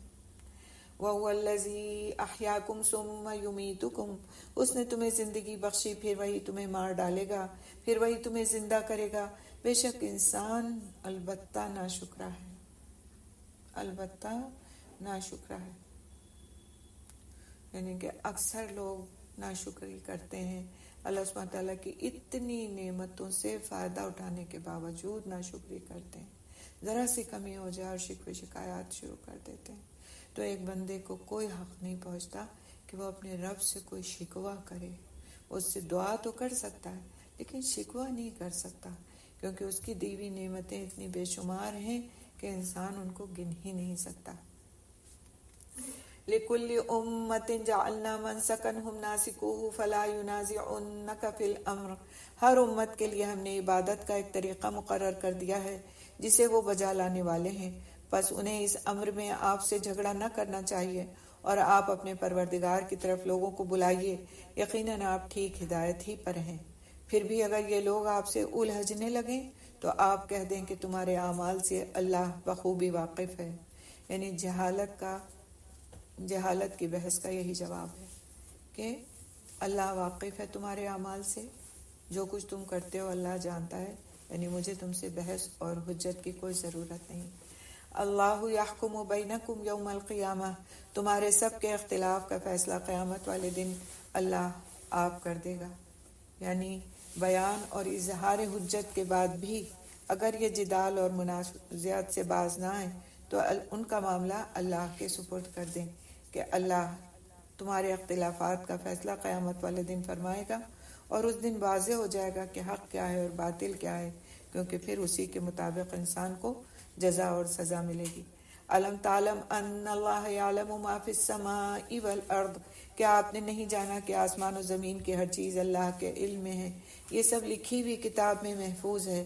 اللہ پر تو یہ امر بالکل آسان ہے، اور یہ اللہ کے سوا ان کی عبادت کر رہے ہیں جس کی نہ تو کوئی اس نے دلیل نازل فرمائی اور نہ ہی خود اس کا کوئی علم رکھتے ہیں۔ ظالموں کا کوئی مددگار نہیں۔ جب ان کے سامنے ہمارے کلام کی کھلی ہوئی آیتوں کی تلاوت کی جاتی ہے تو آپ کافروں کے چہروں پر ناخوشی کے صاف آثار پہچان لیتے ہیں۔ وہ تو قریب ہوتے ہیں کہ ہماری آیتیں سنانے والوں پر حملہ کر بیٹھیں۔ کہہ دیجئے کہ کیا میں تمہیں اس سے بھی زیادہ بدتر خبر دوں؟ وہ آگ ہے جس کا وعدہ اللہ نے کافروں سے کر رکھا ہے، اور وہ بہت ہی بری جگہ ہے۔ اللہم احفظنا، یا رب ہم سب کو اس آگ سے اپنے حفظ و امان میں رکھنا، یا رب ہمیں ہمارے قیامت تک آنے والی نسلوں کو اس آگ سے اپنی پناہ میں رکھنا۔ آگے اللہ سبحانہ تعالیٰ فرماتے ہیں، یا ایہا الناس ضرب مثل فاستمعوا لہ، لوگوں ایک مثال بیان کی جا رہی ہے، ذرا کان لگا کر سن لو۔ اللہ کے سوا جن جن کو تم پکارتے رہے ہو وہ ایک مکھی بھی تو پیدا نہیں کر سکتے، گو سارے کے سارے ہی جمع ہو جائیں، بلکہ اگر مکھی ان سے کوئی چیز لے بھاگے تو یہ تو اسے بھی اس سے چھین نہیں سکتے۔ بڑا بودا ہے طلب کرنے والا، اور بڑا بودا ہے یعنی کمزور ہے وہ جس سے طلب کیا جا رہا ہے، یعنی جو طلب کر رہے ہیں، جو عبادت کرنے والے ہیں وہ بھی کمزور ہیں، اور جن کی عبادت کی جا رہی ہے وہ بھی کمزور ہیں، اتنے کمزور کہ ایک مکھی سے بھی اس چیز کو چھین نہیں سکتے جو وہ ان سے لے لے، تو پھر اللہ سے کہاں ان کا مقابلہ، نعوذ باللہ۔ ما قدر اللہ حق قدرہ ان اللہ لقوی عزیز، انہوں نے اللہ کے مرتبے کے مطابق اس کے قدر جانی ہی نہیں۔ اللہ بڑا ہی زور و قوت والا اور غالب و زبردست ہے، اور یہی وجہ ہے کہ لوگ اس کی بے بس مخلوق کو اس کا ہمسر اور شریک قرار دے لیتے ہیں، کیونکہ انہوں نے اللہ کی قدر ہی نہیں جانی، اس کی حیثیت ہی نہیں پہچانی۔ اگر ان کو اللہ تعالیٰ کی عظمت و جلالت، اس کی قدرت و طاقت اور اس کی بے پناہی کا صحیح اندازہ اور علم ہو تو وہ کبھی اس کی خدائی میں کسی کو شریک نہ ٹھہرائیں۔ آگے اللہ سبحانہ تعالیٰ فرماتے ہیں، اللہ یستفی من الملائکۃ رسلا ومن الناس ان اللہ سمیع بصیر، فرشتوں میں سے اور انسانوں میں سے رسولوں کو اللہ ہی چن لیتا ہے، بے شک اللہ سننے والا دیکھنے والا ہے، وہ بخوبی جانتا ہے جو کچھ ان کے آگے ہے اور جو کچھ ان کے پیچھے ہے، اور اللہ ہی کی طرف سب کام لوٹائے جاتے ہیں۔ یا ایہا الذین آمنوا ارکعوا واسجدوا واعبدوا ربکم وافعلوا الخیر لعلکم تفلحون، اے ایمان والو رکوع سجدہ کرتے رہو اور اپنے پروردگار کی عبادت میں لگے رہو اور نیک کام کرتے رہو تاکہ تم کامیاب ہو جاؤ۔ تو یہ بھی آیت سجدہ ہے، اور یہ قرآن کی صورت ہے جس میں 2 سجدے کی آیات آئی ہیں، تو انشاءاللہ ہم سجدہ کر لیتے ہیں اور پھر آگے کنٹینیو کریں گے۔ تو اس آیت میں جو یہ بات کہی گئی کہ اپنے پروردگار کی عبادت میں لگے رہو اور نیک کام کرتے رہو تاکہ تم کامیاب ہو جاؤ، یعنی فلاح، کامیابی جو ہے وہ اللہ کی عبادت اور اطاعت یعنی افعال خیر اختیار کرنے میں ہے، نہ کہ اللہ کی عبادت اور اطاعت سے گریز کر کے محض مادی اسباب اور وسائل کی فراہمی اور فراوانی میں، جیسا کہ اکثر لوگ سمجھتے ہیں۔ وجاہدوا فی اللہ حق جہادہ، اور اللہ کی راہ میں ویسا ہی جہاد کرو جیسے جہاد کا حق ہے، اسی نے تمہیں برگزیدہ بنایا ہے اور تم پر دین کے بارے میں کوئی تنگی نہیں ڈالی، یعنی اس نے ایسا کوئی حکم نہیں دیا جس کا متحمل نفس انسانی نہ ہو، ورنہ تھوڑی بہت محنت و مشقت تو ہر کام میں اٹھانی پڑتی ہے، تو بلکہ پچھلی شریعتوں کے بعض جو سخت احکام تھے اس نے اسے اس امت کے لیے منسوخ فرما دیا، اور بہت سی آسانیاں مسلمانوں کو عطا فرما دیں جو پچھلی شریعتوں میں نہیں تھیں۔ آگے اللہ سبحانہ تعالیٰ اسی آیت میں فرماتے ہیں، اپنے باپ ابراہیم کے دین پر قائم رہو، اسی نے تمہارا نام مسلمان رکھا ہے۔ کس نے؟ اللہ سبحانہ تعالیٰ نے۔ اللہ سبحانہ تعالیٰ نے ہی تمہارا نام مسلمان رکھا ہے۔